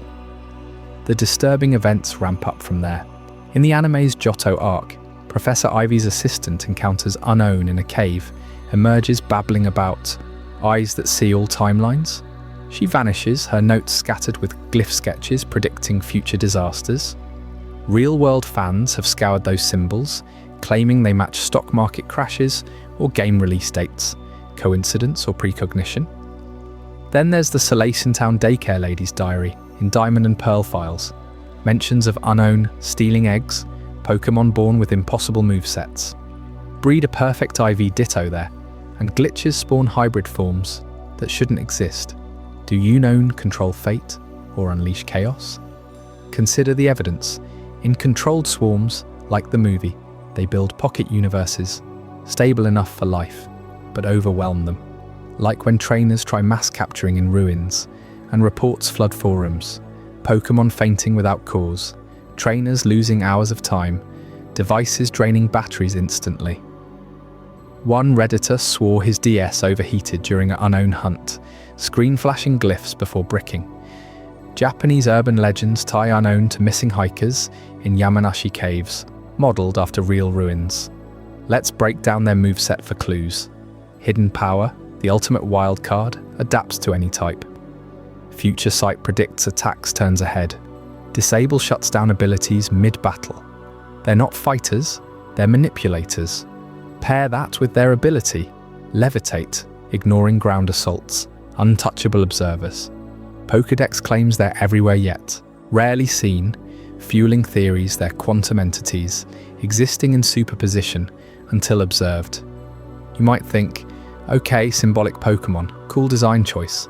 But no. In Super Smash Bros., unknown cameo as hazards, spawning barriers that block stages. Even in spin-offs like Pokken Tournament, they alter arena physics, consistent across media. Unknown equals distortion. Now, unsolved patterns scream for attention. Why 28 forms in Gen 2, 26 letters plus, and exactly the tools for emphasis and questions. Gen 3 added rotations, like they're multidimensional. In brilliant Diamond and Shining Pearl remakes, Salacen ruins expand. Unknown reacting to your national dex progress, as if grading your knowledge. Complete it, and they form your trainer name in the wall. Personal prophecy? Disturbing events escalate in fan dissections. Data mined audio from Beta Pokémon Gold, whispers in unknown rooms, translated by enthusiasts as the wheel turns, creators watch. Ties to the Wheel of Time or Arceus's spindle. In Legends, Arceus unknown, sprites lurk in code, unused but present, hinting at cut content where they reveal the space-time rift's origin. Imagine you're a Pokémon researcher, flashlight cutting through ruin dust. Unknown eyes blink open, forming words. You seek purpose. Do they grant enlightenment or madness? Reports from LARPers in real-world ruins mimic this. Group hallucinations of floating letters during solstice nights. Chaos or control? The movie suggests control, building Hale's dream world meticulously. Yet anime swarms ravage landscapes, unknown scattering like panicked code. Perhaps duality, tools of creation when aligned, unravelers when provoked. Connections to Dialga intensify, both Diamond exclusive, both time warpers. Palkia in Pearl mirrors spatial bends. Game Freak's silence fuels the fire. Masuda's interviews dodge unknown questions, calling them fun mysteries. But leaks from Sword and Shield betas show unknown ruins planned for Isle of Armor. Scrapped amid crunch. Why hide them now? You're left piecing it together. Unknown as the universe's debug console, patching reality's glitches, or harbingers of unraveling, Dialga's forgotten siblings, fate weavers scripting your champion path, or chaos agents randomizing encounters. Theories abound. 1. Unknown are Arceus's thoughts made manifest, language incarnate. Dialga reads their script for time flows, Palkia for space. Another. Parasites on the creation matrix, feeding on distortions they cause. Darkest, player inserts. Every glyph hunt personalizes the world, making your save file a unique timeline. Disturbing real-world tie-ins? Unknown's design echoes Ogham script, ancient Irish runes for magic. Pokemon's Japanese roots blend Shinto glyphs, where writing summons Kami. Are we playing with forces devs half understood? Ponder this as you wander next ruins. Those eyes watching, judging, warping your path subtly, a wild shiny spawn, an impossible crit chain. Unknown's purpose, still locked. Behind glyphs we can't fully read, but hold that thought, because up next in mystery number 5, we dive into something that hits even closer to home. A Pokemon's eternal mask that's equal parts heartbreaking folklore and biological impossibility. What if the skull Cubone wears isn't just any bone, but one that defies Pokemon reproduction entirely? Stick around, you won't see this tragedy the same way again. Mystery, Genre 5. Cubone's skull is not just any helmet, it's the actual cranium of its deceased mother, according to the official Pokédex. That's the chilling fact that has haunted trainers for decades. You pick up a Cubone in Pokemon Red or Blue, and right there in your Pokédex, it stares back at you. This lonely little dinosaur creature, forever draped in bone, crying tears that never stop. Why does it weep? Because every Cubone is an orphan, mourning the mother it lost too soon. The mask muffles its sobs, but you can hear them in battles, those pitiful cries that lower your Pokemon's attack when it enters the fray. It's not just flavor text, it's woven into the games themselves. Think about your first encounter with Cubone, maybe in Pokemon Tower, that foggy graveyard in Lavender Town, where ghosts roam and the air feels heavy with loss. You battle one, and its cry echoes through the speakers of your Game Boy. The Pokédex doubles down across generations. In gold and silver, it says Cubone wears its mother's skull because it can't bear to be parted from her. Fire red echoes it. The skull grows to fit perfectly, as Cubone does. Emerald adds that it cries loudest on full moon nights, wandering grave sites in search of her presence. This isn't some side note. Game Freak made this the core of Cubone's identity. Alolan, Cubone even has a cracked skull variant, like it's been through extra trauma. You feel for the thing. It's designed to tug at your heartstrings while you're trying to grind levels. But hold on, if Cubone's wearing its dead mum's skull, where do new Cubones come from? How does this cycle even work? Pokemon don't give live birth, they lay eggs. Every species from Pikachu to legendaries hatches from those colourful orbs you find in the overworld, or daycares.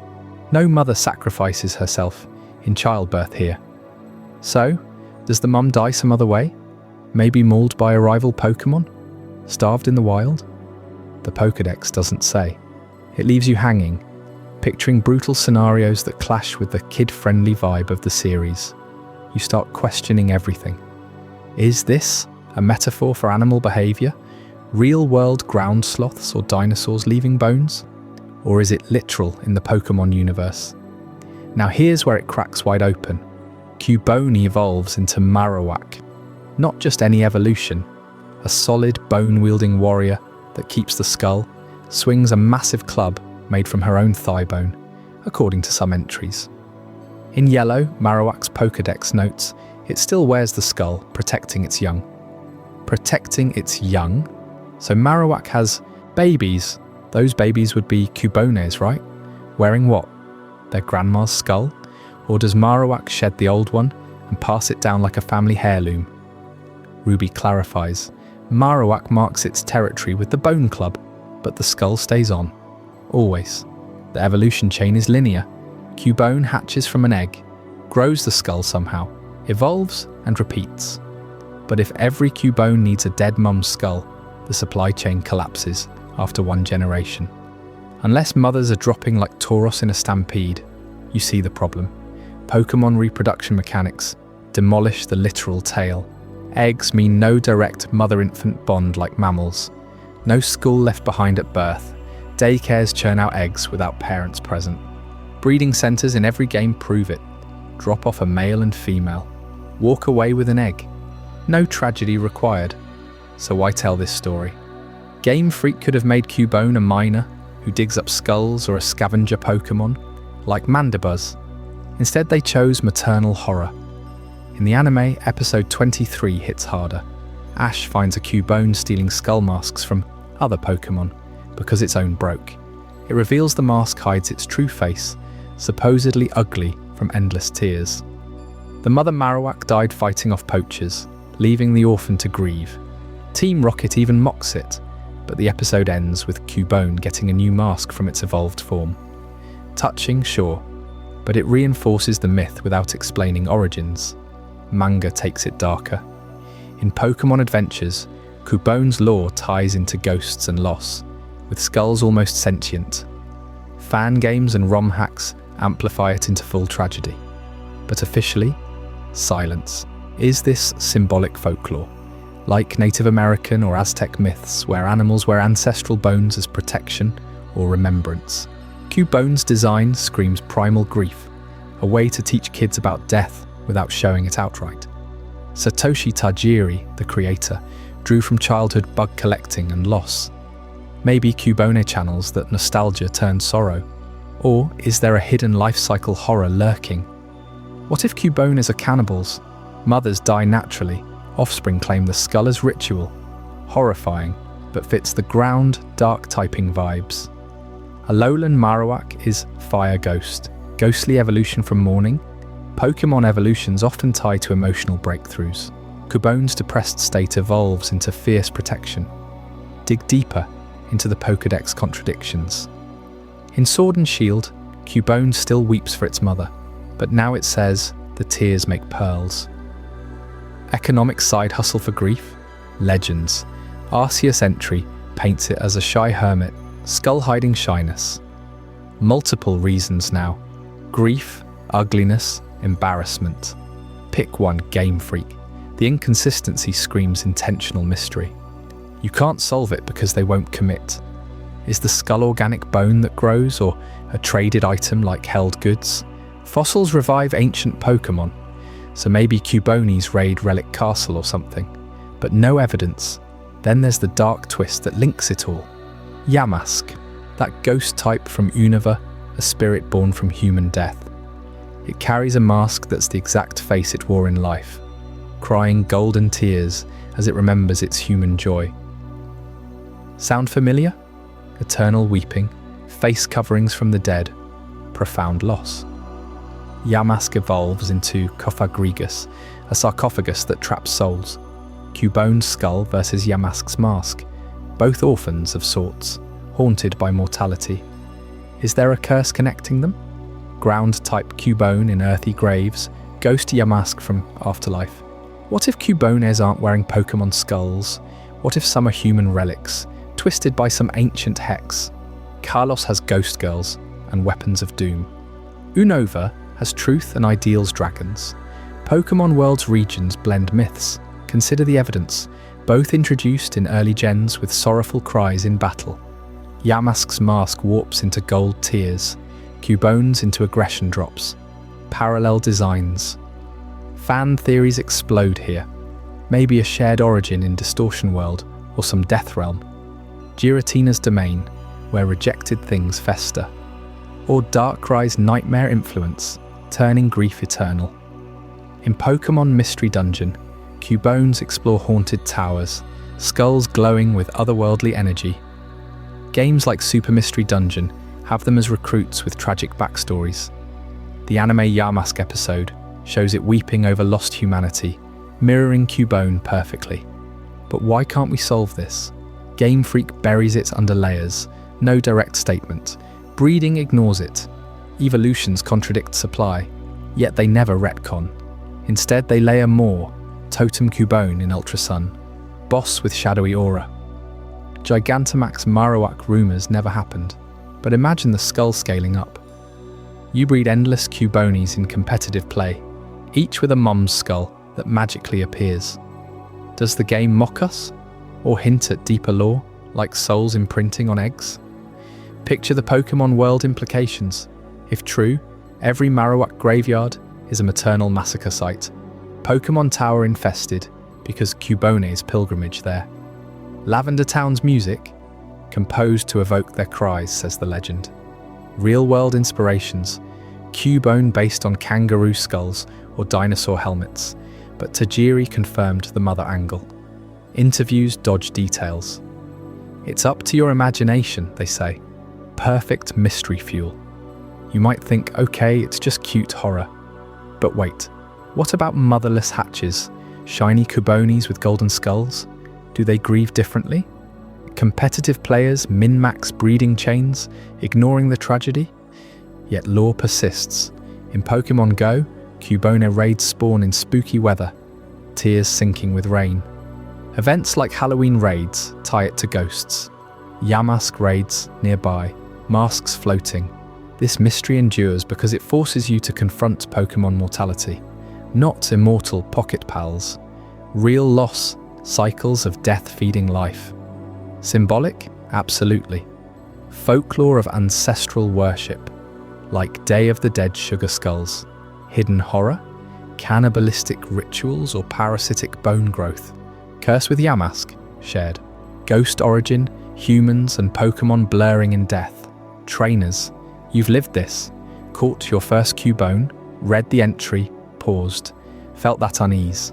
We all did, and no games patched it out. Scarlet and Violet, still the same sad tale. No terrestrial form washes it away. But if Cubone's grief hides an unspeakable truth, wait until you hear about Mystery No. 4, the item that vanished from the story, teasing a mythical powerhouse that never arrived. What was inside the GS ball?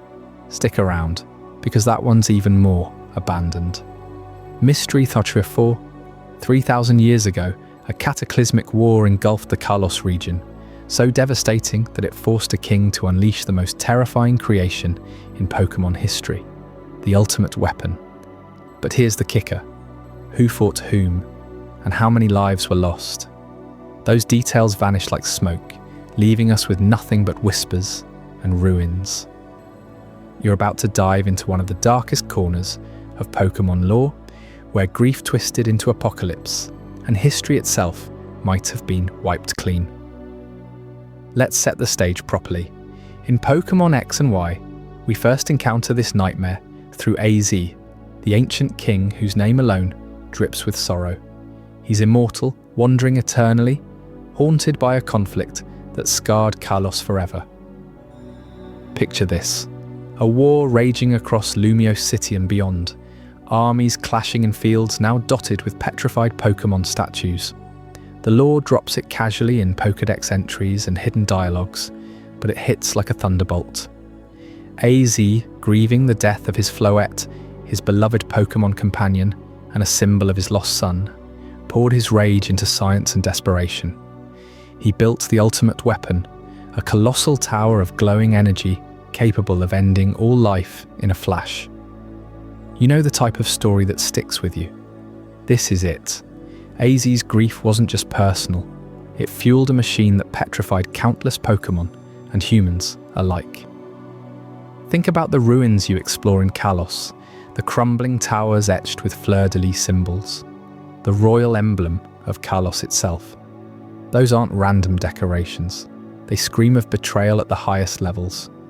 Was the king, AZ himself, turned against by his own court? Or did a rival royal faction spark the war, using those symbols to mock the throne? The game hints at it through AZ's fragmented memories, but never spells it out. You wander Glittering Cave, spot those fleur-de-lis carved into stone, and suddenly the air feels heavy with secrets. What if the war wasn't between outsiders, but a civil strife where loyalty shattered like glass? Now hold on, because the casualties, they're a black hole in the lore. No numbers, no names, no victors declared.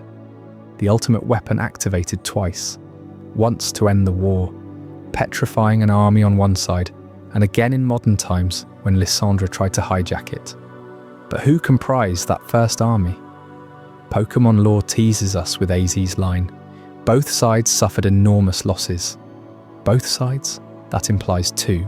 Clear factions, yet we get zero clues on their identities.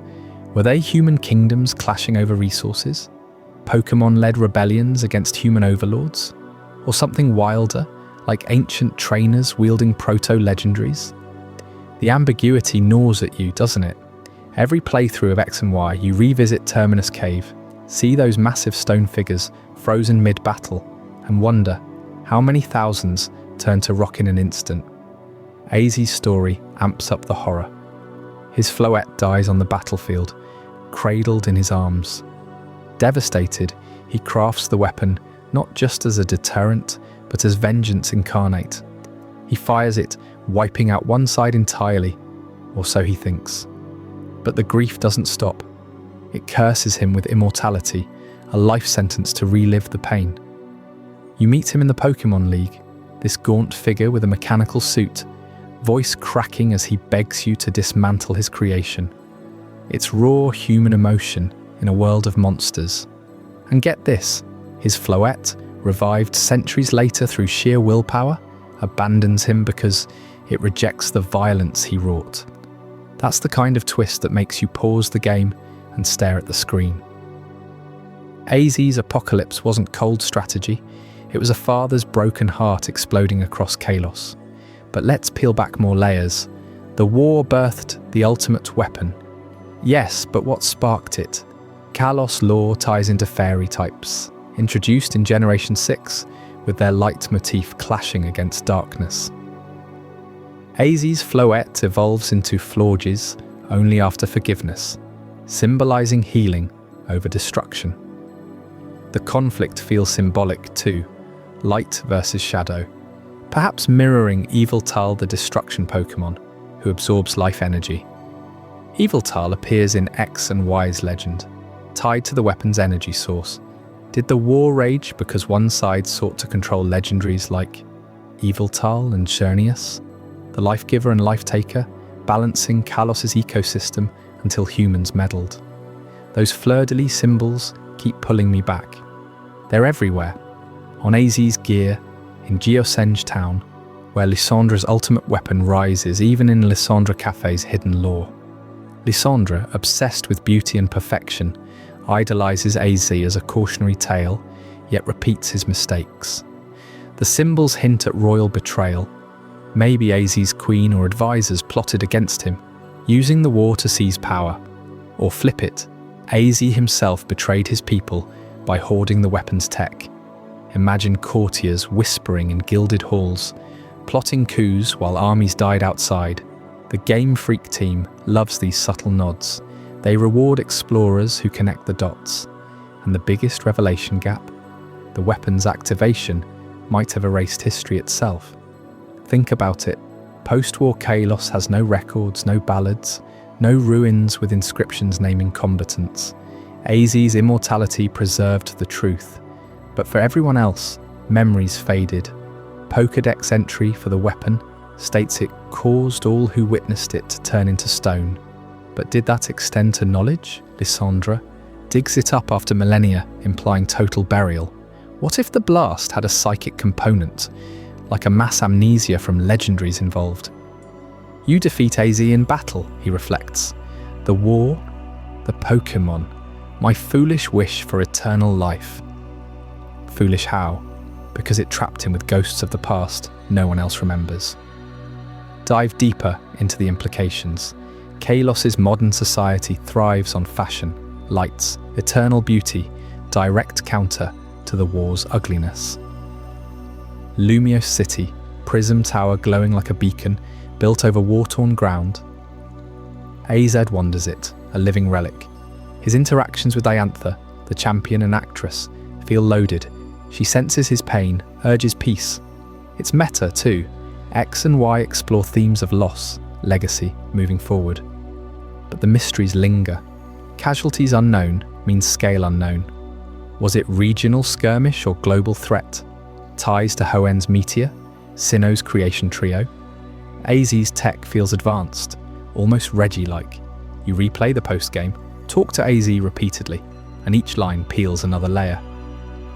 I created it to protect my Pokémon. Protect from what? The opposing side's brutality? Fleur-de-lis on enemy banners? Mocking the crown? Speculation runs wild in fan theories. One side human purists versus Pokémon sympathizers. AZ caught in middle. His Floette's death as catalyst. Or ancient Kalos queens wielding fairy power. Betrayed by warlords. Game Freak leaves it open, fueling endless debates. Consider the petrified army in Terminus Cave. Hundreds of stone Pokémon, Garchomp, Tyrantrum, even legendaries hinted. Frozen expressions of terror. Ultimate weapons beam didn't kill. It preserved in agony. AZ revives them briefly in the story. They attack blindly, then shatter. Mercy or horror. Your team battles them, feels the weight. Casualties, not just numbers, eternal prisoners. AZ's grief fuels everything. Sun dies, Floette dies avenging him. King Snaps builds Doomsday device. Fires it, wins war, loses soul. Immortality as punishment from Xerneas? Fairy lore emphasizes emotion. Unchecked grief births monsters. Lysandra echoes it. His Gyarados Megastone from AZ's era. History erasure seals the mystery. No texts survive. AZ only survivor with full memory. Weapons light blinded truth from world. Revelation gap massive. Did activation rewrite reality? Like Distortion World, but grief-powered. You're hooked now, right? This war's shadows stretch into every Kalos corner. But if the ultimate weapon buried its own origins, what other secrets does Kalos hide? That brings us to the next unsolved enigma in Chapter 10. Mystery number 3, where a ghostly girl haunts the region with whispers that defy explanation. Stick around, you won't want to miss what she reveals. Mystery number 3.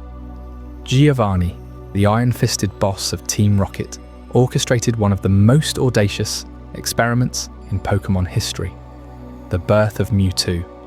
But right after that legendary Pokémon broke free from his Cinnabar Island labs, Giovanni vanished without a trace. No dramatic showdown, no final monologue, just gone. What happened to the man who turned crime into a corporate empire?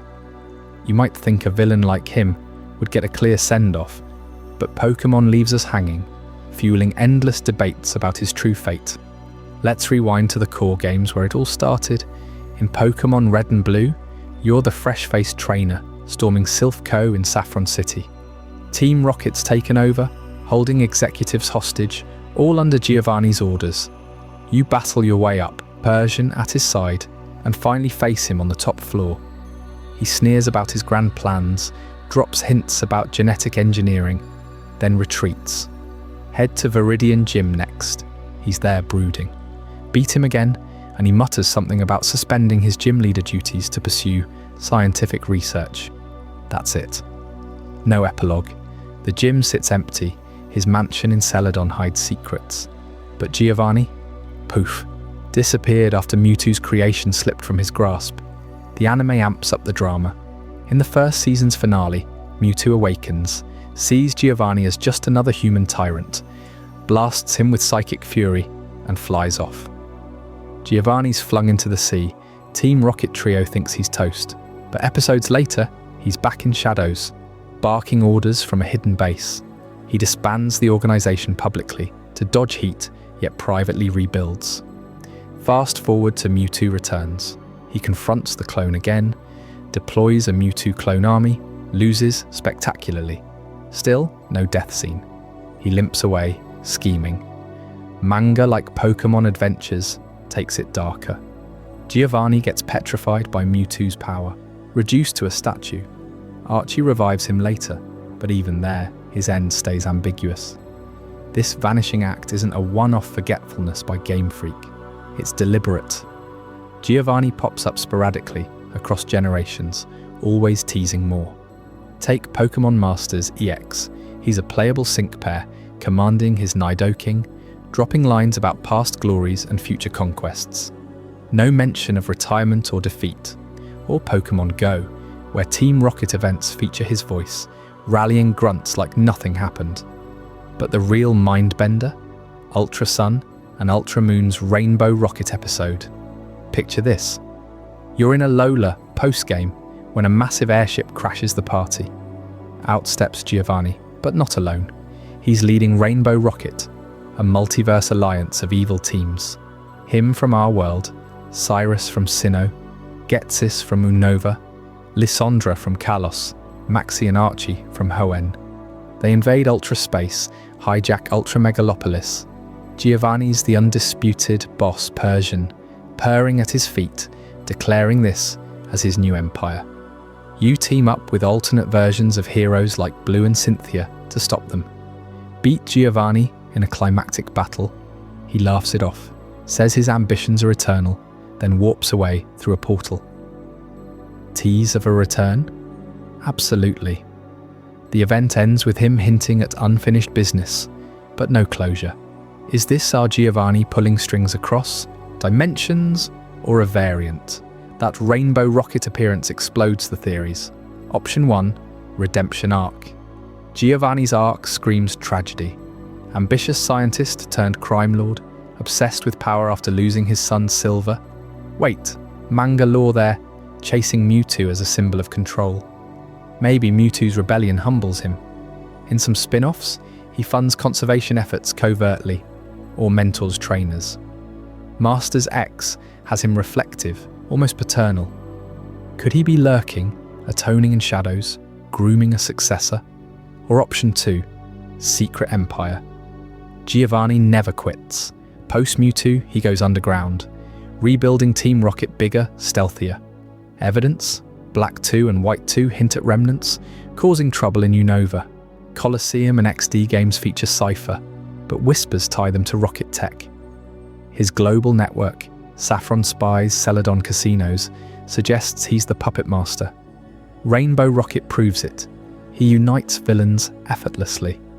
Maybe he's the connective tissue behind every shady deal, from galactic space plans to Flair's eco-terror. Option 3, true defeat. Harsh but possible. Mewtwo's power crushes him literally. Mewtwo Strikes Back shows him aged, weary, no sightings in Sword and Shield or Scarlet and Violet. Is he dead, body lost at sea, or imprisoned in some ultra beast dimension? Pokédex entries on Mewtwo call Giovanni its creator, who could not control it, implying failure broke him. But Pokémon rarely kills off bosses outright. Look at Archie or Maxie reforming. Still, the silence screams finality. Cross-generation cameos keep the fire burning without answers. Gold and Silver, he's absent, but Rocket resurfaces under Archer, Proton, etc., idolizing him. Executives mention Giovanni's disappearance spurred their takeover attempt. Crystal version adds his radio signal, taunting you. Fire Red and Leaf Green remake, same vanishing note, but Mewtwo's lair expanded, psychic echoes of his obsession. Let's Go Pikachu and Eevee, he's gym leader again, post-game Mewtwo hunt, then dips. Sun and Moon, he cameos via Dexio, tying to Carlos weapons. Masters X events have him clashing with other leaders, hinting at alliances. These breadcrumbs fuel speculation. Why no HD Giovanni in modern titles? Budget? Or saving him for a Gen 10 mega return? Fan theories run wild. You've seen them on Reddit, Twitter. 1. He's Silver's dad, went into hiding to protect him from rivals. 2. Mewtwo cloned him. Fake Giovanni runs Rocket while real one's captive. 3. He's behind international police, double agent style like Looker. 4. Rainbow Rocket was a test run. He's building a real multiverse threat. Ties to other villains make him the persistent puppet master. Cyrus idolizes his empire building. Getsy's mirrors the family drama, with N. Lissandra's ultimate weapon echoes Mewtwo's creation. Even Lucamine's ether experiments smell rocket-funded. Giovanni's the original template: corporate crime, legendary Pokémon abuse, trainer exploitation. Beat one team, another rises, all threads leading back to Viridian's shadow. You feel that itch, right? The what-if that keeps you up at night. Pokémon's world thrives on these gaps. Giovanni's fate isn't sloppy writing, it's genius world-building. He embodies the blurred line between hero and villain, ruthless but brilliant. Redeemed mentor? Hidden overlord? Dust in Mewtwo's wake? We don't know, and that uncertainty makes every Rocket grunt sighting tense, every Persian a clue. Dive deeper into the anime's layers. Beyond Mewtwo, episodes like The Rocket Prize Master show him gambling away bases, humanizing the monster. The Ice Cave flashbacks reveal his Viridian roots, gym legacy. Voice actor Ted Lewis nails the gravelly menace, evolving from cartoonish to nuanced. Manga's harsher. Adventures. Giovanni survives petrification via deoxy cells, battles Hooper, even allies with Red against interdimensional threats. Still, post-Black 2, White 2, he's comatose, fate open. Games push boundaries too. In Super Smash Bros., he's a trophy with cryptic bio, rumoured to still be alive. Pokémon Puzzle League? Playable, boasting. Stadium 2 announcer jokes about his whereabouts. Every nod screams, he's out there. Consider the timeline. Gen 1, 1990s-ish Kanto. By Gen 2, 3 years later, he's gone. Rocket fractures. Gen 7, decades on, Rainbow Rocket unites eras.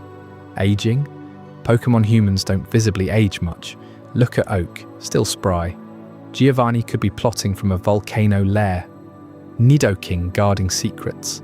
Theories gain traction with lore dumps. Pokédex. Persian entry mentions Giovanni's prized one. Loyal beyond death. Mewtwo's anime diary rants about his creator's hubris. Legends. Arceus trailer nods to human ambition, mirroring his. But here's the kicker, no official word. Game Freak's Masuda once tweeted vaguely about unresolved plots. Interviews dodge direct answers. Pokémon Day announcements tease nothing. It's masterful retention. You replay, rewatch, theorize. What if his return anchors a Team Rocket remake? Imagine Scarlet Violet DLC with Giovanni cameo, tying to Terrastal tech. Or Legends, Kanto prequel, young Giovanni rising. The void invites it. You've journeyed through Kanto's underbelly with me, felt the chill of Sylph Co, the triumph over Viridian. Giovanni's shadow looms largest unsolved. True defeat feels cheap for such a titan. Secret Empire fits his cunning. Redemption, poetic justice.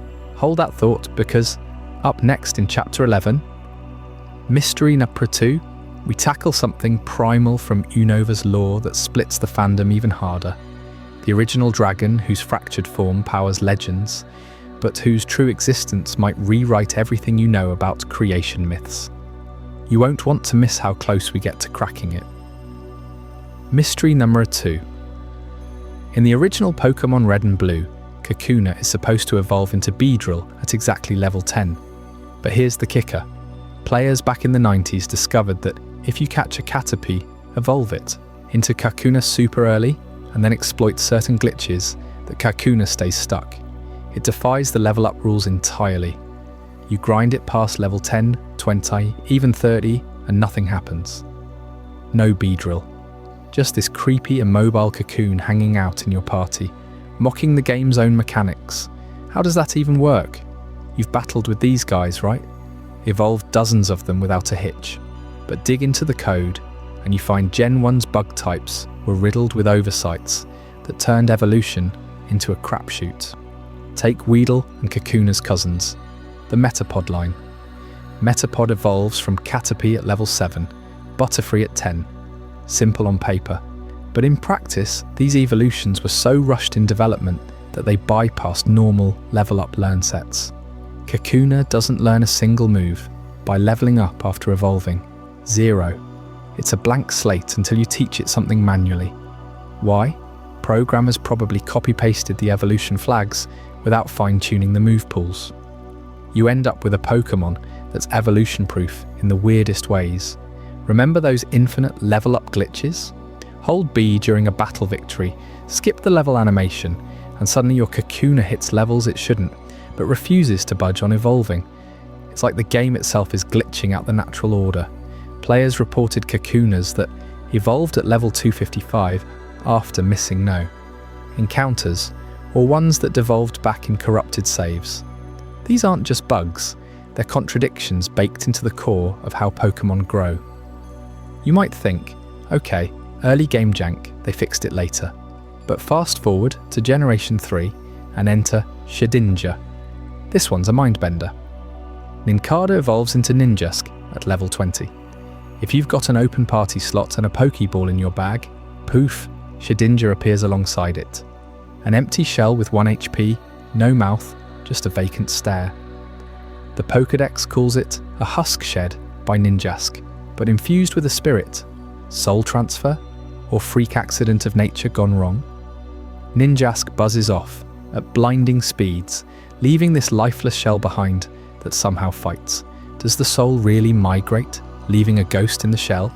Or is Shedinja proof that evolution can glitch into existence, pulling life from nowhere?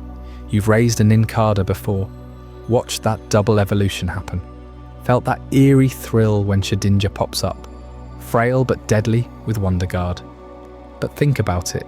Why does it only have 1 HP? Is that the last gasp of whatever animated the shell before the soul fled? Theories exploded in forums back then. Some said it's literal cicada molting, where the old exoskeleton hardens into a new entity. But Pokémon aren't real bugs. They're monsters with psi powers and fire breath. Others pointed to Gen 1 glitches as foreshadowing. Remember Kakuna's stasis? What if Shedinja is the ultimate evolution glitch? A discarded cocoon that gained independence through code errors carried over generations. In Emerald, you can manipulate the party to get multiple Shedinjas, stacking empty shells like haunted trophies. Each one begs the question, is this intentional lore or an accident that stuck? Game Freak never clarified. They just let it ride. Now, zoom out to other bug-type oddities that shatter the rules. Pinsir in Gen 1 doesn't evolve at all, but its Mega form later grips foes in ways that defy pre-Mega physics. Scyther evolves into Skyzer via Metal Coat, but only through trading, a mechanic that screams artificial intervention, not natural growth. And don't get me started on Volbeat and Illumise, gender-locked evolutions that invert the whole system. Male evolves one way, female another, no shared line. How does DNA even handle that? It's like evolution picked favourites based on whims. You've strategized teams around these quirks. But have you ever paused to wonder why bugs, of all types, got the short end? They were the first evolutionary mons designed, meant to mimic real insects shedding skins. Yet the games contradict themselves at every stage. Layer on Paras and Parasect. Paras evolves at 24, but its Pokédex entry screams Parasite takeover. The mushroom on its back controls the bug entirely. Is that evolution or infestation? The line defies level ups too. Parasect learns moves sluggishly, as if the host body resists. Glitches in Gen 2 let you force evolutions mid-battle, turning Paras into abominations that shouldn't exist. Then there's Heracross pinning itself to trees before evolving. No level requirement, just happiness and a stone later. Pure inconsistency. These aren't isolated, they're a pattern. Bug types challenge the sacred level up to evolve doctrine that defines Pokémon growth. Modern games try to paper over it. In Scarlet and Violet, Terrestrial evolutions remix types on the fly, ignoring bug heritage entirely. Kakuna gets a glow up, but still carries Gen 1 baggage in remakes like Let's Go. Fire Red and Leaf Green patched some glitches, but not all. Shedinja remains unchanged, its Koahon HP a silent testament to unresolved weirdness. Game Freak retcons quietly. They add paradox forms, Gigantamax bugs that balloon without evolving properly. But they ignore the flaws. No in-game explanation for why Kakuna glitches or Shedinja haunts party slots. It's as if admitting the contradictions would unravel the whole mythos. You feel that itch, don't you? That sense something's off in the world you love. Picture training a fresh Caterpie in yellow. It hits level 7, cocoons into Kakuna. You hustle to level 10 expecting Beedrill's sting, but a glitch warps the RAM and it stalls. Days of grinding, soft resetting, and boom, immortal Kakuna. Forums lit up. Is this a hidden mechanic? A curse from the bug catcher's ghost? Players shared war stories of eternal cocoons that only evolved after trading to a glitched cart. One guy claimed his Kakuna devolved during a Venusaur trade glitch, reverting to Caterpie at level 50. Pure chaos. Shedinja tales are darker. Speedrunners abuse it for any percent. Runs, but casual players report Shedinjas fainting instantly to status moves, as if the shell rejects life. Fan art exploded with soul transfer lore, Ninjask as the Phoenix, Shedinja the zombie husk. But canon, silent. Dive deeper into the meta twist. What if these aren't flaws but canon lore in disguise? Programmer oversights as the true mystery. Gen 1's rushed code, Satoshi Tajiri's vision, clashing with programmers' deadlines, created impossible evolutions that mirror real-world chaos. Bugs defying levels? That's Darwinian randomness, not rigid rules. Shedinja's vacancy? Quantum Soul's slipping shells? Unexplainable by science or Pokédex? Later games retcon by ignoring. Sword and Shield cut half the decks, sweeping bugs under the rug. Legends Arceus lets EVOS happen via items anywhere, tacitly admitting the old system failed, but they never address it head-on. No NPC says, "Hey kid, Kakuna sometimes glitches because the world's imperfect. Consider the implications for lore. If Arceus created all, why design bugs with contradictory growth?" Mewtwo's origin retcons human meddling, but bugs predate labs. Unova's Gymnasect is cyberbug, evolving via fossils and tech, echoing Shedinja's artificial feel. Carlos's Vivillon patterns glitch in Gen 6 data, defying migration rules. It's systemic. You've pondered this during late-night shiny hunts, right? That one stubborn Kakuna in your box, refusing to budge. Is it haunted code, or a deliberate poke at perfection? Fan theories fill the void brilliantly. One posits bug types as beta testers of evolution, their glitches previewing legendaries like Zygarde cells reassembling. Another, Shedinja channels, Gen 1 missing no, empty data given form. Speedruns prove you can Shedinja chain infinitely, amassing an army of ghosts. Role-playing games in fanfic turn Kakuna stasis into horror tales, cocoons trapping souls eternally. But Game Freak, crickets, they drop hints in manga, Ninkada Evos visualized as life force splits, Kakuna as limbo states. Yet games stay mum. This mystery endures because it hits personal. Every trainer's first evolution was a bug. That Caterpie gift, your gateway drug to the series. Its contradictions shaped your journey. Glitches forging legends in trade chats. Modern retcons gloss over it for shiny new features, but the cracks remain. Programmer oversights aren't errors. They're the raw edge of creation. Canon lore if you squint. Evolution's not linear. It's buggy, unpredictable, alive with contradiction. And if these evolutionary enigmas twist your brain, wait until Mystery Number 1 in Chapter 12. It's the ultimate unsolved riddle that questions the very fabric of the Pokémon universe. You won't see it coming. I hope you're as amazed by this as I am. If you want to stay updated on more content like this, make sure to subscribe and join our community of curious minds. Trust me, what's coming next will challenge everything you thought you knew. Mystery Chapter 1. Celebi first appeared in Pokémon Crystal, zipping through time like a glitch in the universe itself. You remember that event in Ilex Forest, right? Where the little green fairy Pokémon guards the sacred shrine. And if you mess with the trees, it punishes you by warping you back in time. But here's the kicker. Celebi doesn't just travel through time. It creates rifts, massive reality-bending tiers that let it pull people, Pokémon, and even whole events from one era to another. In the anime, it drags Ash and friends into the future to stop a hunter from destroying a forest across centuries. Think about that. How does a tiny bug-like creature manipulate the fabric of time? Pokédex entries call it the Guardian of the Forest, a time traveler who protects nature from humanity's mistakes. Yet no game ever explains the mechanics. Is it born with this power? Does it draw from some cosmic forest energy? Or is there a hidden machine, a device buried in Johto's depths, amplifying its abilities? You chase Celebi across dimensions, but every answer slips away like mist. Now, shift gears to Genesect, the revived fossil that shouldn't exist. Discovered as an ancient bug Pokémon from Unova's prehistoric era, Team Plasma dug it up, rebuilt it with a cannon on its back, and turned it into a weapon. But wait, was Genesect ever really a fossil?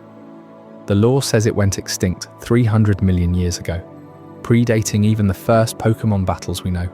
They cloned it from a DNA strand, slapped on drive tech for fire, ice, electric blasts, whatever they needed.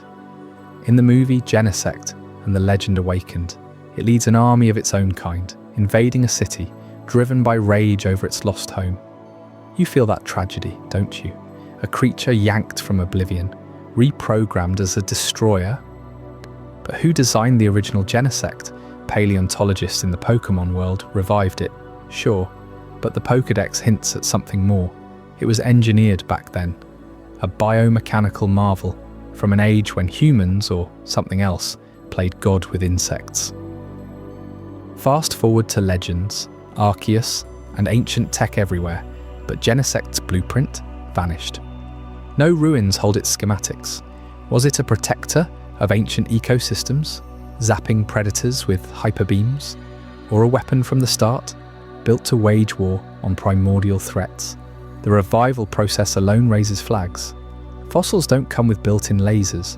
Someone tampered with it eons ago, and Plasma just hit copy-paste. Then there's Melton, the screw-headed goofball that defies every origin story you thought you knew. Introduced in a Pokémon Go event, it pours out of ultra wormholes as living goo, merging into Melmetal, a hulking brute with 700 base attack. You collected those hex nuts for candy, watched it evolve in Let's Go, but have you stopped to question where this slime even comes from? Pokédex says Meltan is made of liquid metal, drawn to electric fields, multiplying by drinking heavy metals. In Ultra Sun and Moon, it's tied to Ultra Beasts, leaking from other dimensions. But the real mind-bender, its origins scream artificial. That gooey body, it reshapes itself, forms tools, even helicopters with its arms. No natural Pokémon oozes like that. Theories point to it being industrial waste from Alola's factories, animated by ultra space energy, or maybe remnants of ancient machinery, like discarded parts from a long-forgotten factory. Remember the Pokémon Go promo, where Professor Oak and Go study it? They call it a new species, but its behaviour mimics nanotechnology. It disassembles machinery to feed, rebuilds itself endlessly. Is Melton a leak from some mega-corporation's lab? A self-replicating experiment gone wild? You battle it in raids, marvel at its strength, but deep down, you know, this isn't evolution, it's invention. Pulling all this together leads us straight to Morgana, the ultimate puzzle piece. This porcelain doll Pokémon hides a soul heart in its chest, a glowing orb that's supposedly the oldest artificial life form, crafted 500 years ago by a brilliant scientist in Kalos. But 500 years. That's Pokémon Dark Ages, post-war era. The anime episode shows her awakening after centuries dormant, her heart pulsing with pure emotion. She bonds with Ash, protects ancient ruins, then vanishes. Pokédex confirms. Morgana was built to safeguard something precious, maybe a kingdom's treasure. But who built it? The scientist is named sort of. Crown Prince Eugene, tinkering in a lab. Yet no records exist, no blueprints. And that soul heart? It's not tech, it's alive, infused with the life force of Pokémon from across time. How do you bottle a soul?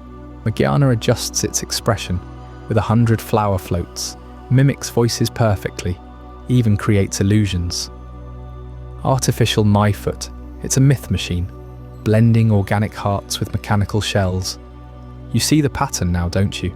Celebi rips time rifts with unexplained forest power. Genesect's fossil hides engineered guts. Melton's goo screams lab leak. Morgana's heart beats with stolen life. All point to a myth machine, some hidden fabricator churning out legends. Dig deeper and their roles clash wildly. Take Celebi, pure protector. It heals forests, undoes pollution across timelines, mends the world's wounds. No aggression, just serene guardianship. Contrast that with Genesect, revived as a weapon, its cannon levels buildings. Its speed blitzes legends like Mewtwo. Team Plasma calls it the ultimate conqueror, but was it always? Fossil lore suggests it defended ancient lands, zapping meteors or rival tribes. Protector turned destroyer by human hands. Or was it designed that way? Meltan flips the script again. Not a fighter at first, just a curious blob eating screws. Evolve it to Melmetal, and it's a brute, smashing Gigantamax foes with double fists. Yet its goo origins hint at experimentation. Self-replicating, adaptive, perfect for invading worlds. Ultra Space Scouts, Industrial Spies, and Morgana? Built as a treasure? Guardian, but its powers, telepathy, shape-shifting, make it a spy or assassin. Inconsistent, right? One moment, these mythicals shield nature or royalty. The next, they're blasting cities or devouring metal. Protectors? Sure, until provoked. Weapons? When reprogrammed. Experiments? Every lore gap screams test tube. You start connecting dots. What if there's a common architect? Ancient Carlos inventors linking Morgana to the ultimate weapons tech. Unovan, paleo engineers reviving Genesect pre-plasma. Johto shamans rigging Celebi's rifts with forest altars. Alolan wormhole tech spilling Melton. Games drop hints. Heart Gold. Soul Silver's GS Ball, maybe a Celebi container. Black and White's fossils hiding Genesect data. Sun Moon's Ether Foundation, experimenting with Ultra Goo. Scarlet Violet's ancient paradoxes, biomechanical echoes. But no reveal. Ever. Pokémon manga expands. Celebi wars with Darkrai across eras. Genesect clashes with Mewtwo in Origin Labs. Morgana's creator ties to AZ's eternal life machine. Still fog. Anime teases. Meltan hordes invading from rifts mirroring Celebi's tears. Consider the evidence. Celebi's crystal event. You stop a paradox by time looping. No explanation for the rift generator. Genesect's movie. It's Red Genesect Rebels. Memories intact from fossil age. Built-in AI. Morgana's soul heart syncs with human emotions, implying empathy programming from scratch. Meltan's Hexnut head. Screws into ports, like modular design. All share synthetic vibes, artificial hearts, fossil tech, goo code, time amps. Who built the myth machine? A secret society? Alien visitors via ultra space? Game Freak's devs embedding Easter eggs? You scour wikis, forums, speedruns for clues. Fan theories explode. AZ revived Morgana tech into Genesect. Hooper's rings link Melton goo to Celebi forests, but canon stays mute. This deliberate vagueness is no accident. Game Freak loves lore black holes. They seed Pokédex with poetry. Celebi wanders through time, guided only by faint feelings, vague enough for dreams. Genesect. The canon became its trademark, no builder named. Meltan. It squirts fluid to melt everything. Origins? Nada. Morgana. Made 500 years ago. By whom exactly? This fuels endless debate. You replay games, spot unused Celebi models in gold code. Genesect data in BW betas. Meltan hints pre-go. Morgana in XY files. Teases without payoff. Why? Keeps mysteries alive. Your childhood wonder intact. Imagine if explained. Celebi's a watch battery. Genesect's 3D printed. Boring. Vagueness makes them eternal. But here's the truth bomb. These aren't loose ends. They're the core. Legendary lore gaps force you to fill blanks. Celebi teaches time's fragility. Protect now or rift later. Genesect warns of tampering. Revive the dead. Unleash hell. Melton shows creation's chaos. Goo spreads unchecked. Morgana begs. What's a soul worth? Inconsistent roles mirror Pokémon world. Catch a protector, train it to fight. All experiments in a grand sim. Game Freak's genius, never close the book. You chase forever. We've unpacked these time-warping guardians, fossil gunslingers, metal blobs, and soul-powered dolls, each a lore black hole sucking in questions. But what if they're not random? What ties these myth machines to every other unsolved riddle in Pokémon history? Stick around for Chapter 13, Threads Connecting the Chaos, where we unravel how these gaps weave into a massive web that changes everything you thought you knew. You won't want to miss it. Threads connecting the chaos. Did you know that Mew's Pokédex entry in the original games calls it the ancestor of all Pokémon? Yet Arceus is explicitly named the creator god who birthed the entire universe from a single egg. That's not a contradiction you can brush off. It's the first thread pulling these mysteries together into something bigger. You've been piecing together Pokémon lore for years, chasing clues from Pokédex scans to ancient ruins. But what if I've got the map that shows how they all connect? Stick with me, because we're about to unravel the chaos. Let's start at the beginning, literally. The creation myths across Pokémon regions don't clash. They overlap in ways that scream intentional design. Take Mew. In Kanto, it's this elusive, playful trickster hiding in the jungles, but its lore insists it contains the genetic code for every Pokémon that ever existed. Scientists in the games even cloned it to make Mewtwo. You remember that shock in Pokémon Red and Blue when you first read it? Mew predates everything, fluttering through time as the ultimate progenitor. But then Sinnoh drops Arceus, the alpha Pokémon, who emerged from an egg and spun out Dialga for time, Palkia for space, and Giratina for antimatter. Arceus didn't just create Pokémon, it forged reality itself. How do you reconcile that? You don't, because they're linked. Unknown enter the picture here. Those eerie, floating symbols from Johto's ruins. Their Pokédex says they scribble patterns resembling unknown script on walls, and they're tied to otherworldly dimensions. In the anime, they warp reality, summoning legendary forces. But dig deeper. Unknown are often found near Arceus shrines in games like Legends. Arceus and their shapes mimic the creation plates Arceus uses to change types. Mew, Arceus, Unknown. They're not separate stories. They're echoes of a single Genesis myth, fragmented across generations to hide the full picture. Why else would Mewtwo's creation echo Arceus's plates in type shifting? You feel that tingle yet? It's like Game Freak planted these as puzzle pieces for us to connect. Now shift gears to destruction, because creation myths don't exist in a vacuum. They mirror the wars that threaten to undo them.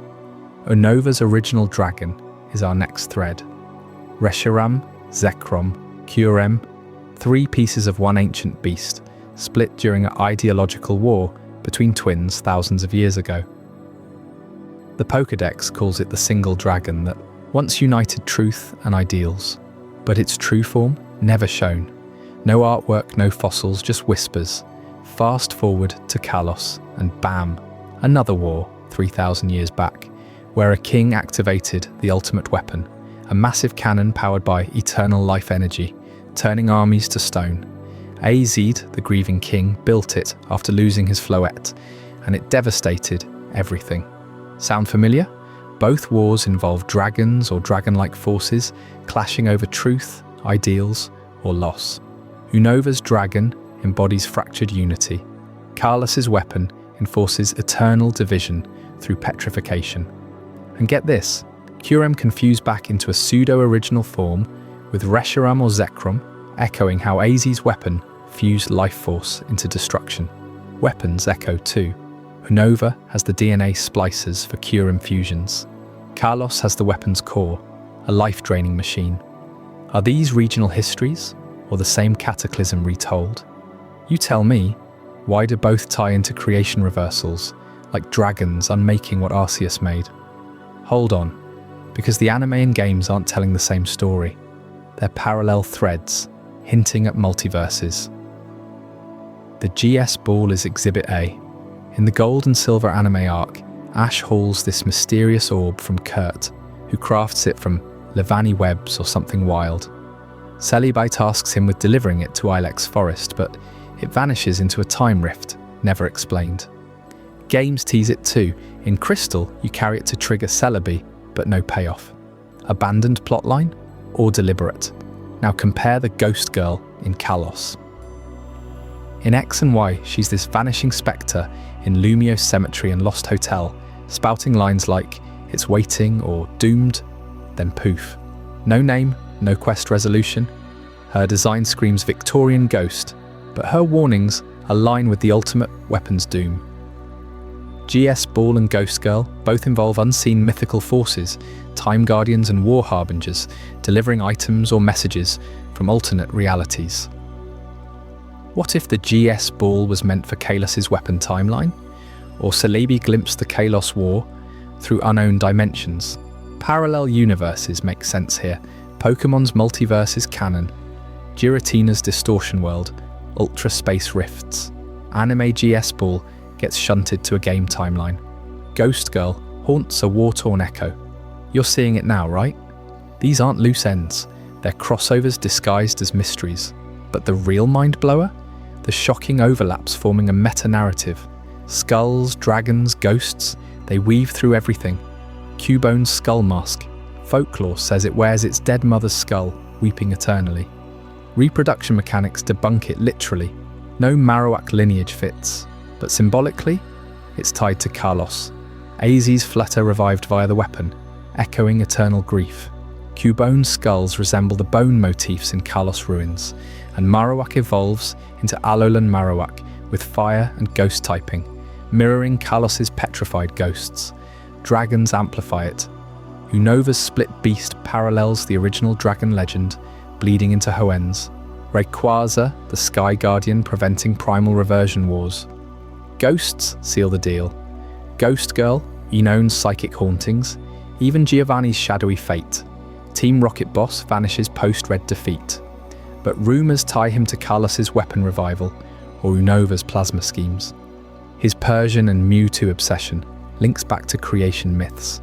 Genesect's biomechanical revival by Team Plasma echoes Mewtwo's cloning, both man-made perversions of Arceus-level creation.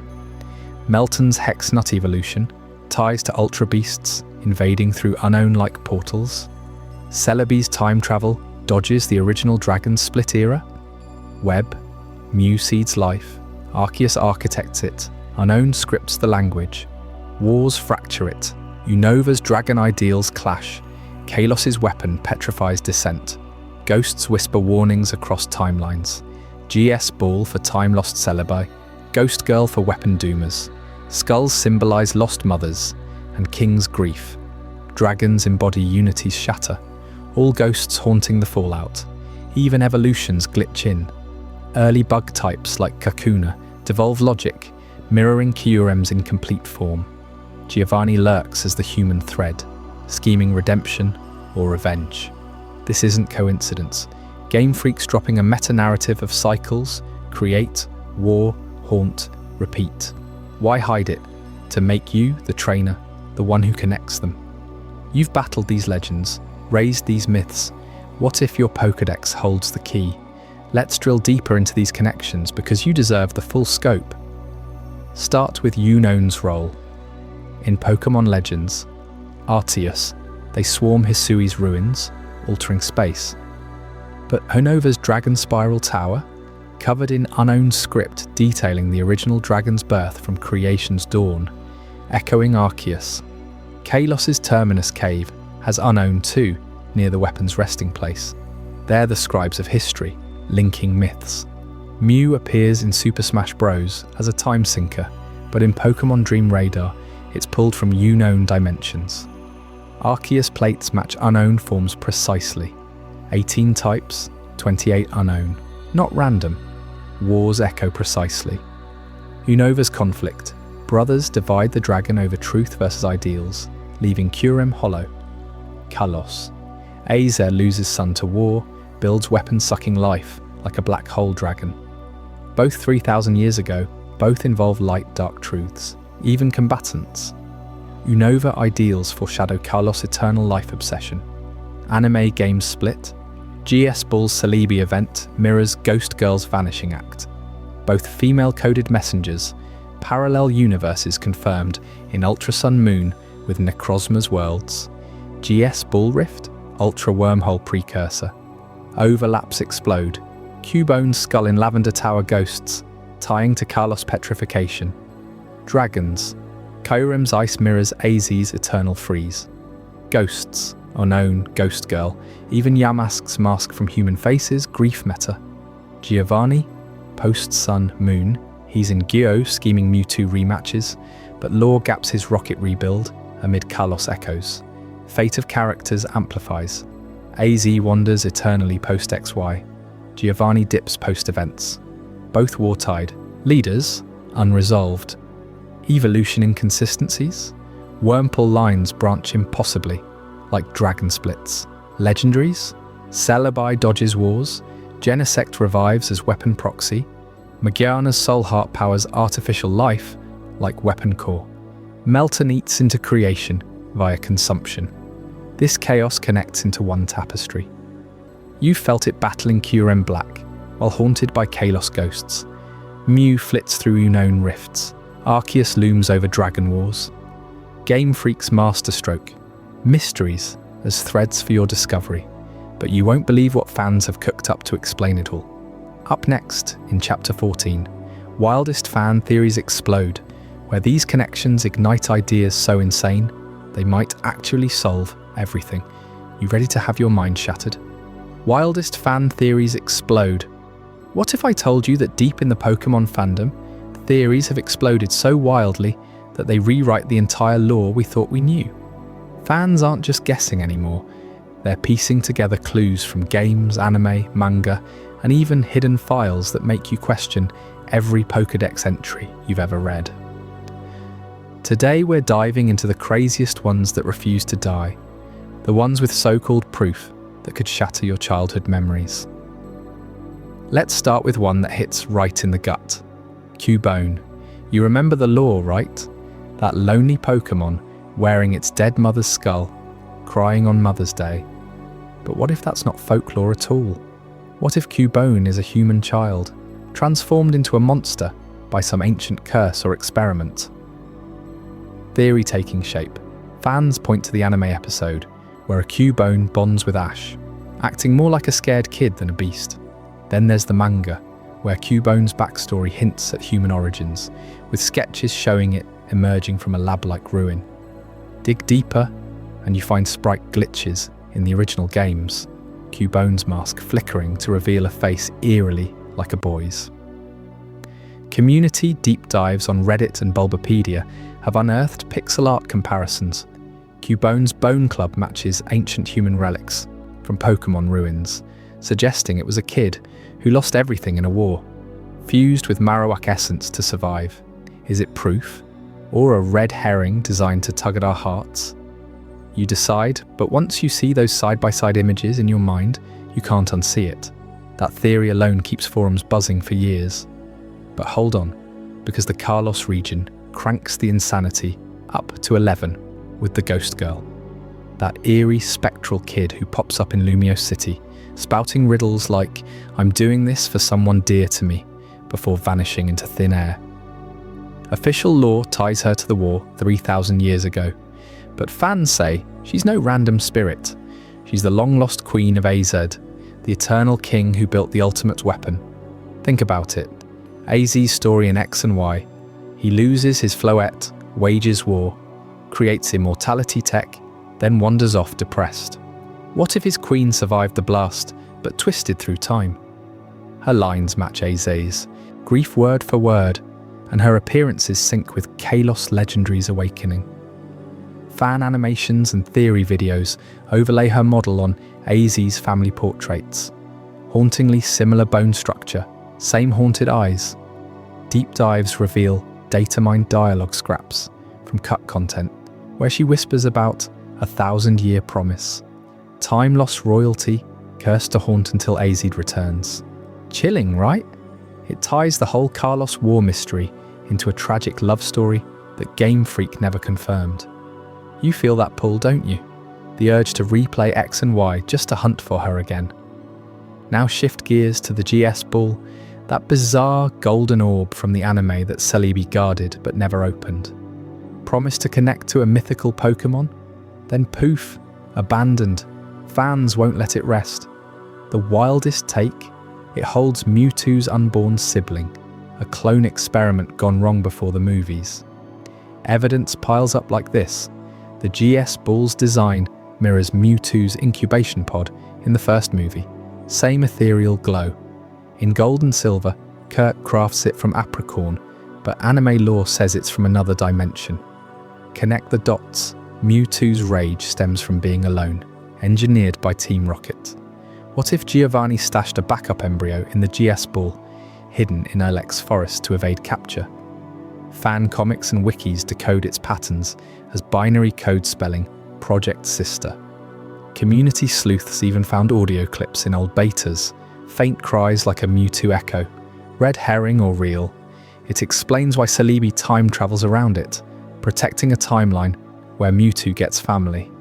Your brain's racing now, isn't it?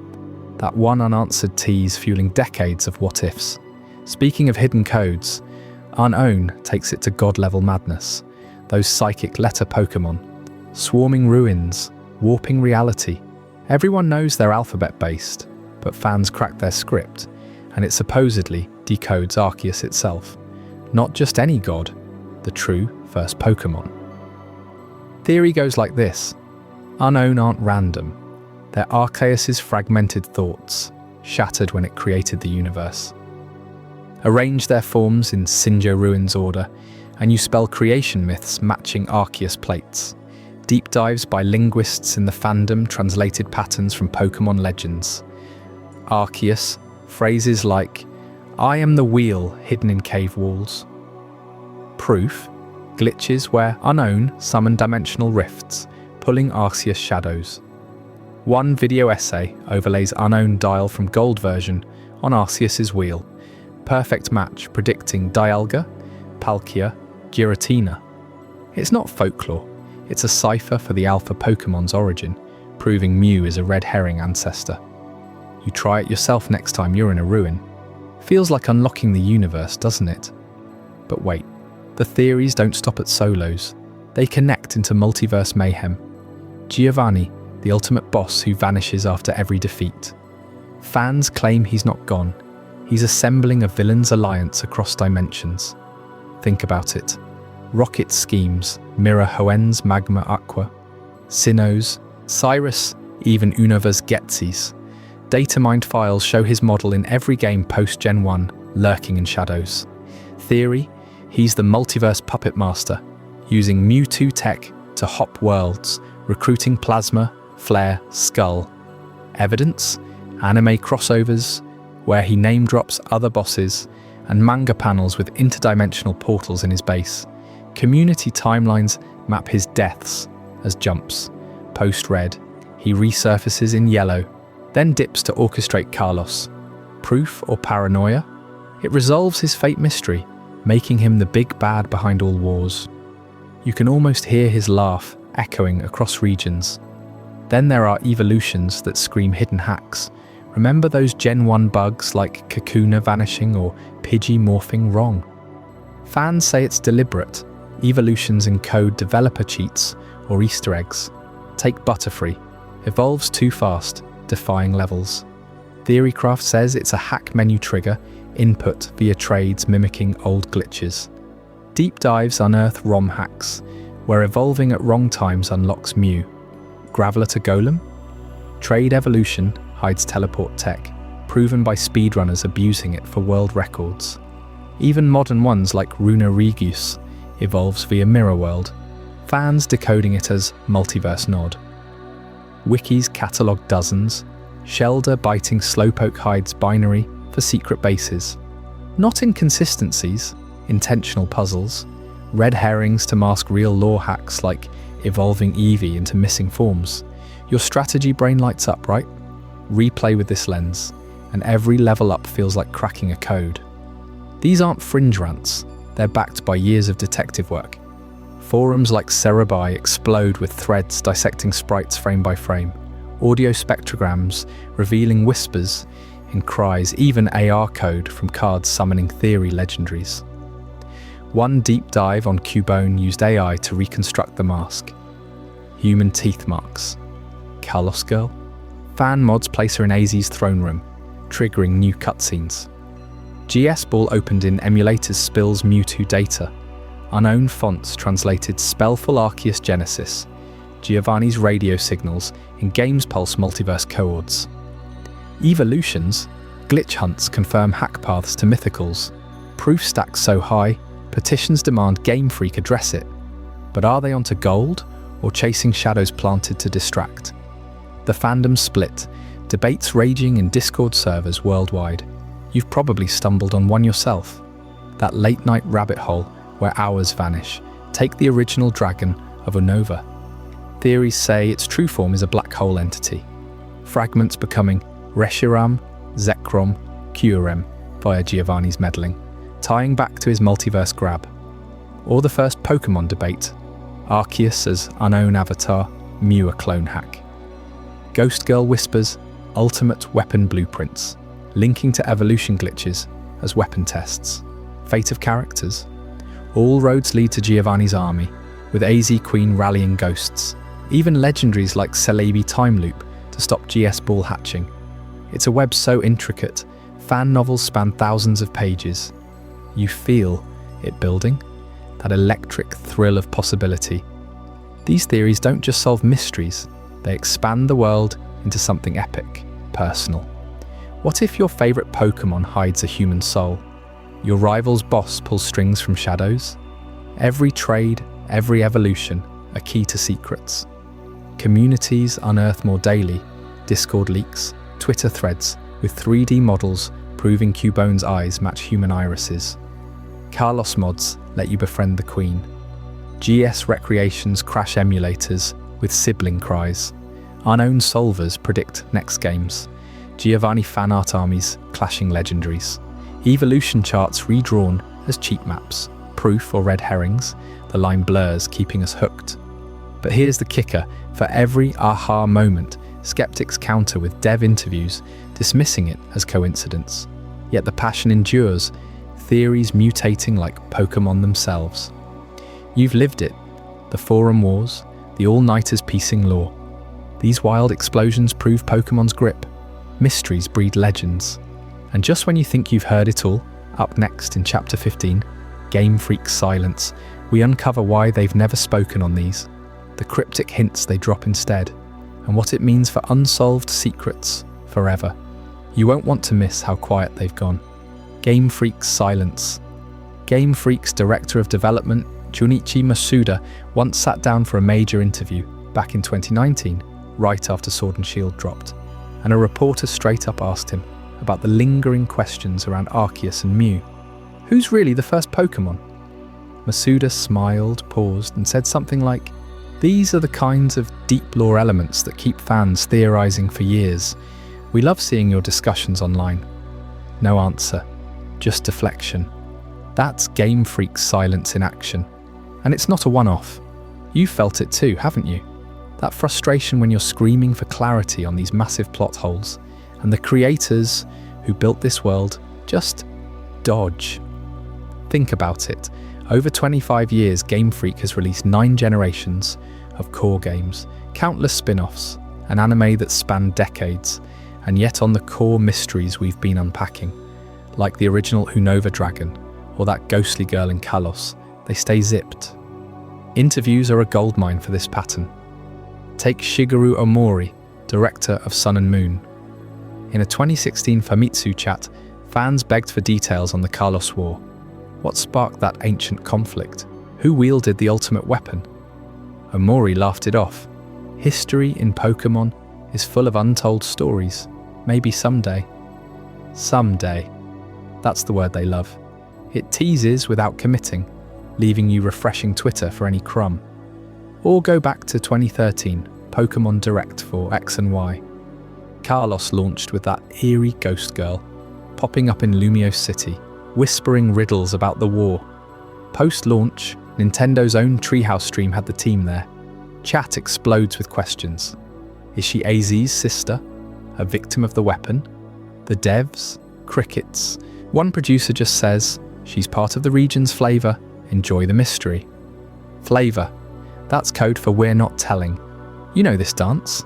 Every big reveal event, every developer roundtable at Gamescom or E3 equivalents, they nod, smile, pivot to shiny new features. It's masterful evasion. and it works because it keeps you hungry.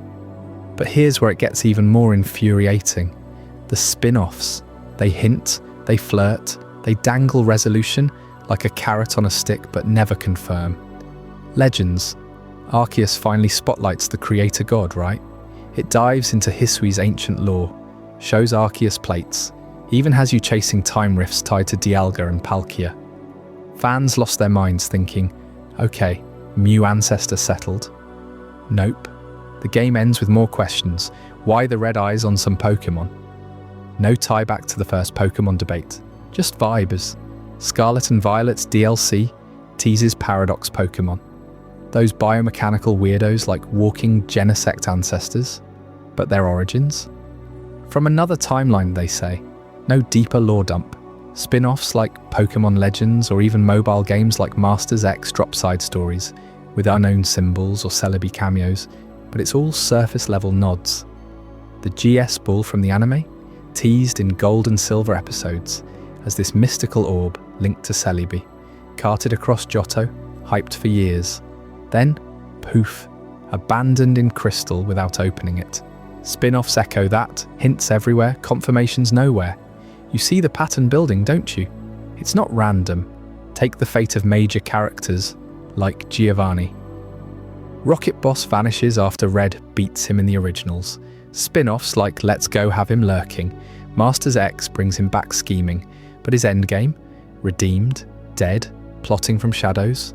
Silence. Or Cubone's skull. Pokédex calls it Mama's remains, but evolutions make that impossible. Mystery dungeon games have emotional Cubone tales, but no debunk or confirmation. They hint through emotional beats, fan service moments, but pull back every time. It's like Game Freak knows exactly how to stoke the fire without letting it burn out. Now let's talk upcoming games, because this silence isn't just history. It's fueling your midnight scrolls right now. Rumours swirl about Black and White 3. Unova's original Dragon Mystery screams for it. Reshiram, Zekrom, Kurem, fused from one beast, but what did it look like? Black 2 and White 2 teased the Tau Trio's split, but no visuals, no full legend. Leaks from insiders point to a Legends-style Unova game, maybe revisiting the Dragon's truth. Game Freak dodges in recent interviews, Masuda in a 2023 podcast, Unova has so much untapped potential. Wink wink. Fans eat it up. Is it Hydreigon? Kyurem's original form? Or something wilder? Silence keeps the hype machine churning. Kalos remakes. X and Y's Ghost Girl, The War, AZ's tragic arc, prime for HD glow-up. 3rd gen remakes hit with Omega Ruby Alpha Sapphire, filling some Hoenn gaps. Why not Kalos, especially? Post-SV's open world Polish? Interviews post-SV DLC? Omori mentions regions with rich history deserve more light. Kalos drips history. The ultimate weapons glow still haunts Route 10. Spin-offs like Horizon's anime name? Drop Kalos lore snippets, but no meat. Rumours of 2025 Kalos project exploded after a data mine hinting AZ models. Game Freak, mum. A recent Japanese mag interview. We're always thinking about fan favourites, classic dodge. You can picture it, remakes cracking the war open, revealing combatants as ancient kings or rival legendaries. Or not. That's the thrill. This pattern of abandonment, is it intentional mystique or just lazy writing? Let's break it down, because you've debated this in comment sections forever. On one hand, lazy. Early games had rushed Pokédex entries, like Cubone's morbid tale written before Evo mechanics solidified. Gen 1 bugs, Evo inconsistencies, Weedle line doesn't match butterfly logic. Game Freak's small team, tight deadlines from the Pokémon Company mean lore gets sidelined for battle balance. Spin-offs abandon threads because they're not canon priority. GS Ball, anime producer, admitted in a 2000s book it was a promo stunt gone long, no plan to resolve. Fair point, resources stretched thin across TCG, merch parks. But flip it, intentional mystique. Game Freak learned quick.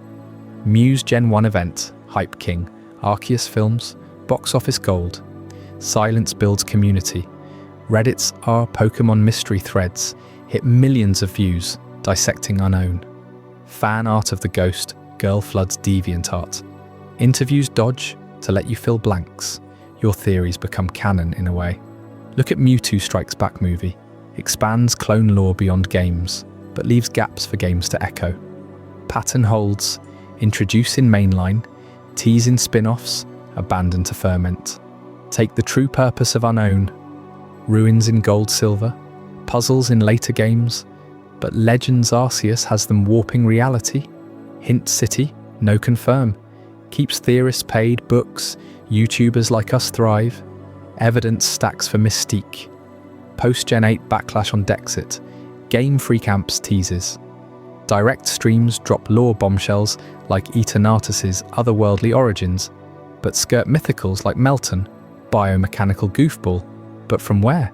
Sylph Co., Ultraspace, Silent sells Legends. Arceus at 15 million copies. Predictions? Some solved soon.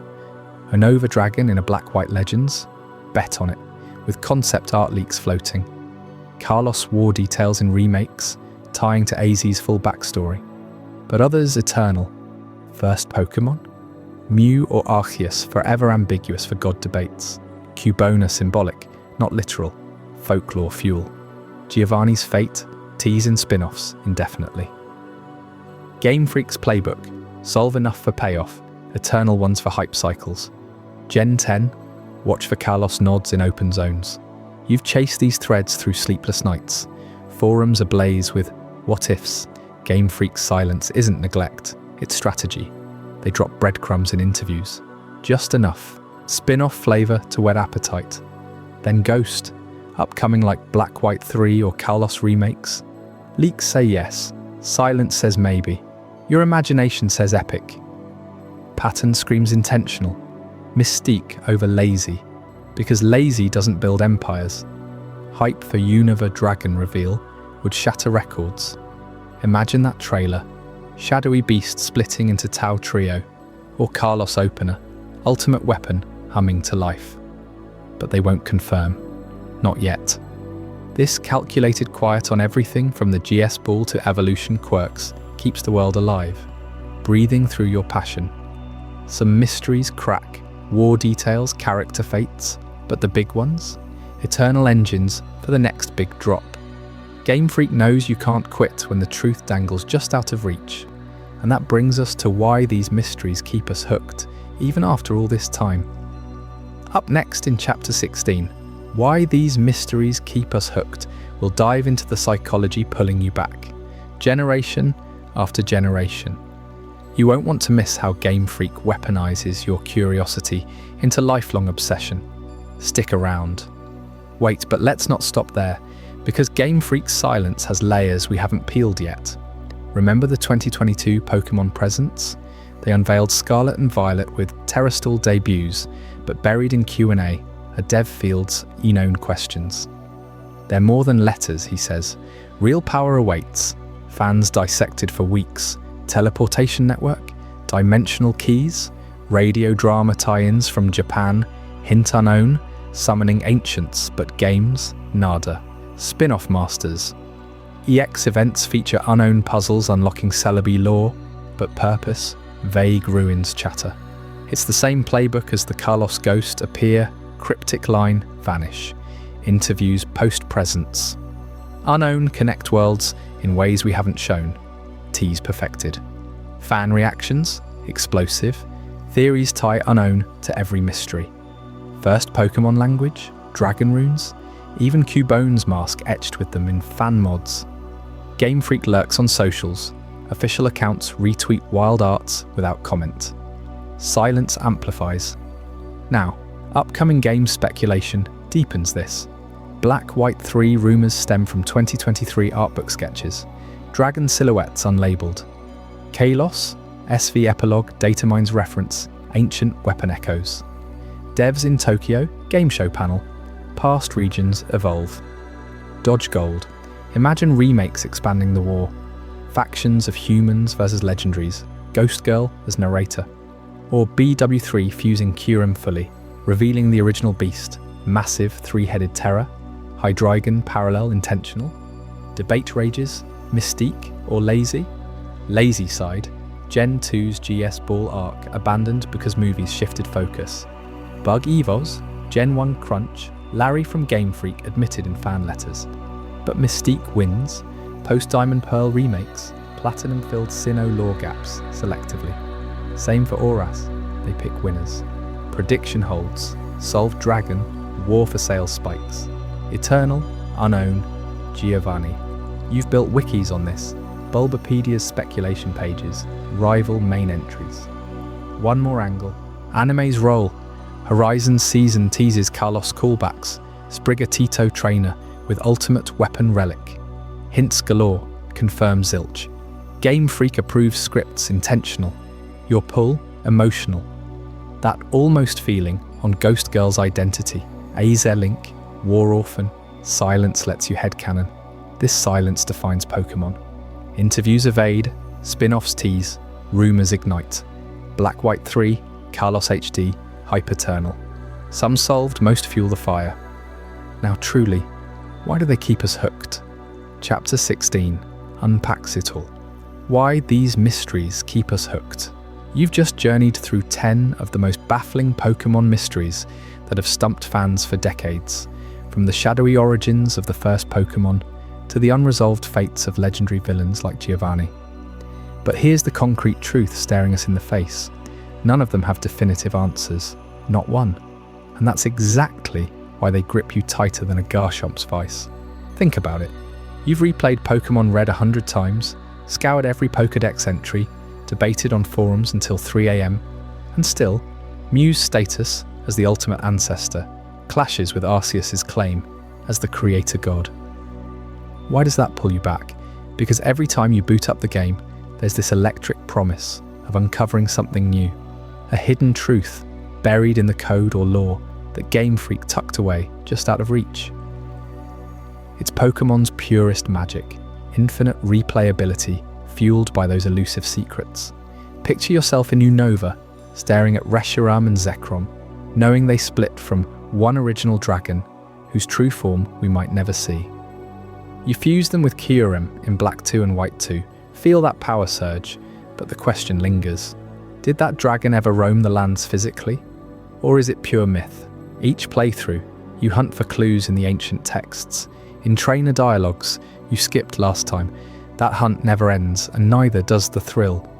It's why you've got 500 hours in Sword and Shield, combing Lumiose City for that Ghost Girl's next whisper, her cryptic words echoing. Do you feel it? No, we don't, but we chase it anyway. Replaying demos, rewatching anime episodes, frame by frame. This isn't accidental. Pokémon's world thrives on ambiguity. Take the GS Ball from the anime's early days. You remember the hype, right? Saliba teased, then poof abandoned. Why? Because leaving it unexplained turns every future episode, every spin-off, into a potential payoff. You dive back into Gold and Silver remakes, wondering if that ball's secret got folded into the code somehow. Hours vanish. That's the hook. Infinite replays, each one peeling back a layer toward truths that might not even exist, but feel tantalizingly close. And the unknown? Those psychic scribbles popping up in ruins, spelling nonsense or prophecies? You've alphabetized them in your head, built theories around their connection to Dialga or Palkia, but their purpose? Still a void. So you fire up Legends, Arceus, replay the Hisui lore, spot hieroglyphs in the background you glossed over before. Boom, another 10 hours gone. Pokémon doesn't spoon-feed answers. It scatters breadcrumbs across generations, daring you to connect them. Now lean in closer. Cubone's skull mask hits different when you realise it's not just dark lore, it's a mirror to our own questions about loss and legacy. Does it literally wear its mother's skull? Pokémon breeding says no, but the folklore sticks. You replay Yellow, heart aching as you evolve it into Marowak, wondering if that's the cycle breaking or perpetuating. These mysteries make you feel something raw, personal. They're not puzzles to solve. They're doors to emotions, you didn't expect from a kid's game. Fast forward to Kalos. That war 3,000 years ago, the ultimate weapon that AZ unleashed, wiping out armies. Who fought? What sparked it? AZ wanders eternally, but the details? Locked away. You replay X and Y, talk to every NPC in Lumiose, unearth AZ's Floette story again. Each time, the world's history feels richer, more lived in, because the gaps invite your imagination to fill them. That's Pokemon's genius. Unsolved riddles don't frustrate. They breathe life into the universe. Evolution, glitches seal it. Those early bug types like Butterfree or Scyther, evolving in ways that defy later mechanics. Kakuna doesn't move. Okay, fine. But why does Pinsir devolve into nothing? You theory craft on Bulbaguide, replay Crystal for the millionth time, spotting design quirks that hint at scrapped ideas. Legendaries pile on, Celebi time travels, but where does it start? Genesect's canon screams cyberpunk retrofit. Melton's goo origins scream multiverse madness. Morgiana's soul heart pulses with questions. Each replay uncovers new lore in Scarlet and Violet's epilogue, or Legends, ZA teases. You see it now, don't you? These mysteries aren't flaws, they're the engine. They create infinite replay value because hidden truths lurk everywhere. Boot up any game, and the world shifts. That trainer's offhand line in Johto, suddenly a GS ball clue, a pixel in Kalos ruins, unowned prophecy. You've sunk lifetimes into this because every session promises discovery, even if it's illusory. Game Freak knows it. They drop crumbs in Pokémon presents, watch us frenzy, then leave us hungry for more. But here's where it gets you, right in the chest. Every unsolved riddle makes the Pokémon world feel alive, pulsing with secrets beyond the screen. It's not a static game, it's a living mythos. Mewtwo stares out from its cave. Giovanni vanishes into shadows. Did he redeem or plot from afar? You replay Masters X, spot his events, feel the tension. The ghost girl fades, but her chill lingers. That aliveness pulls you back, makes every region feel vast, unexplored. You're nodding, I bet. You felt it? That itch after credits roll, urging one more new game plus. Replay Sword for Kubfu's Tower, spot Kalos War Easter eggs. Dive into Scarlet's Area Zero again. Theorize AZs. Weapon ties to Paradox Pokémon. Infinite loops, endless hooks, and that's the final twist. These mysteries don't need solving. They keep the flame burning, turn casual fans into obsessives. Your theories? They're the real magic. Share them in the comments right now. What's your take on the original Dragon's form? Who was the first Pokémon, Mew or Arceus? Ghost Girl's true identity? Drop it below. I read everyone. And who knows, your idea might spark the next viral theory. We've binged through all 10 impossibles, hearts racing, minds blown. But don't stop here. Rewatch this video, pause on every detail we glossed over. That offhand Pokédex line at 542, replay the mysteries segment, hunt those clues you missed. Your next playthrough awaits, loaded with fresh eyes. So, why do these keep us hooked? Because Pokémon isn't just a game. It's a universe that whispers, dig deeper. You've got the tools, your save file, your theories, your community. Fire it up tonight. The truths are waiting. Or are they? That's for you to chase. Thanks for riding this mystery train with me. Catch you in the next deep dive. Stay curious, trainers.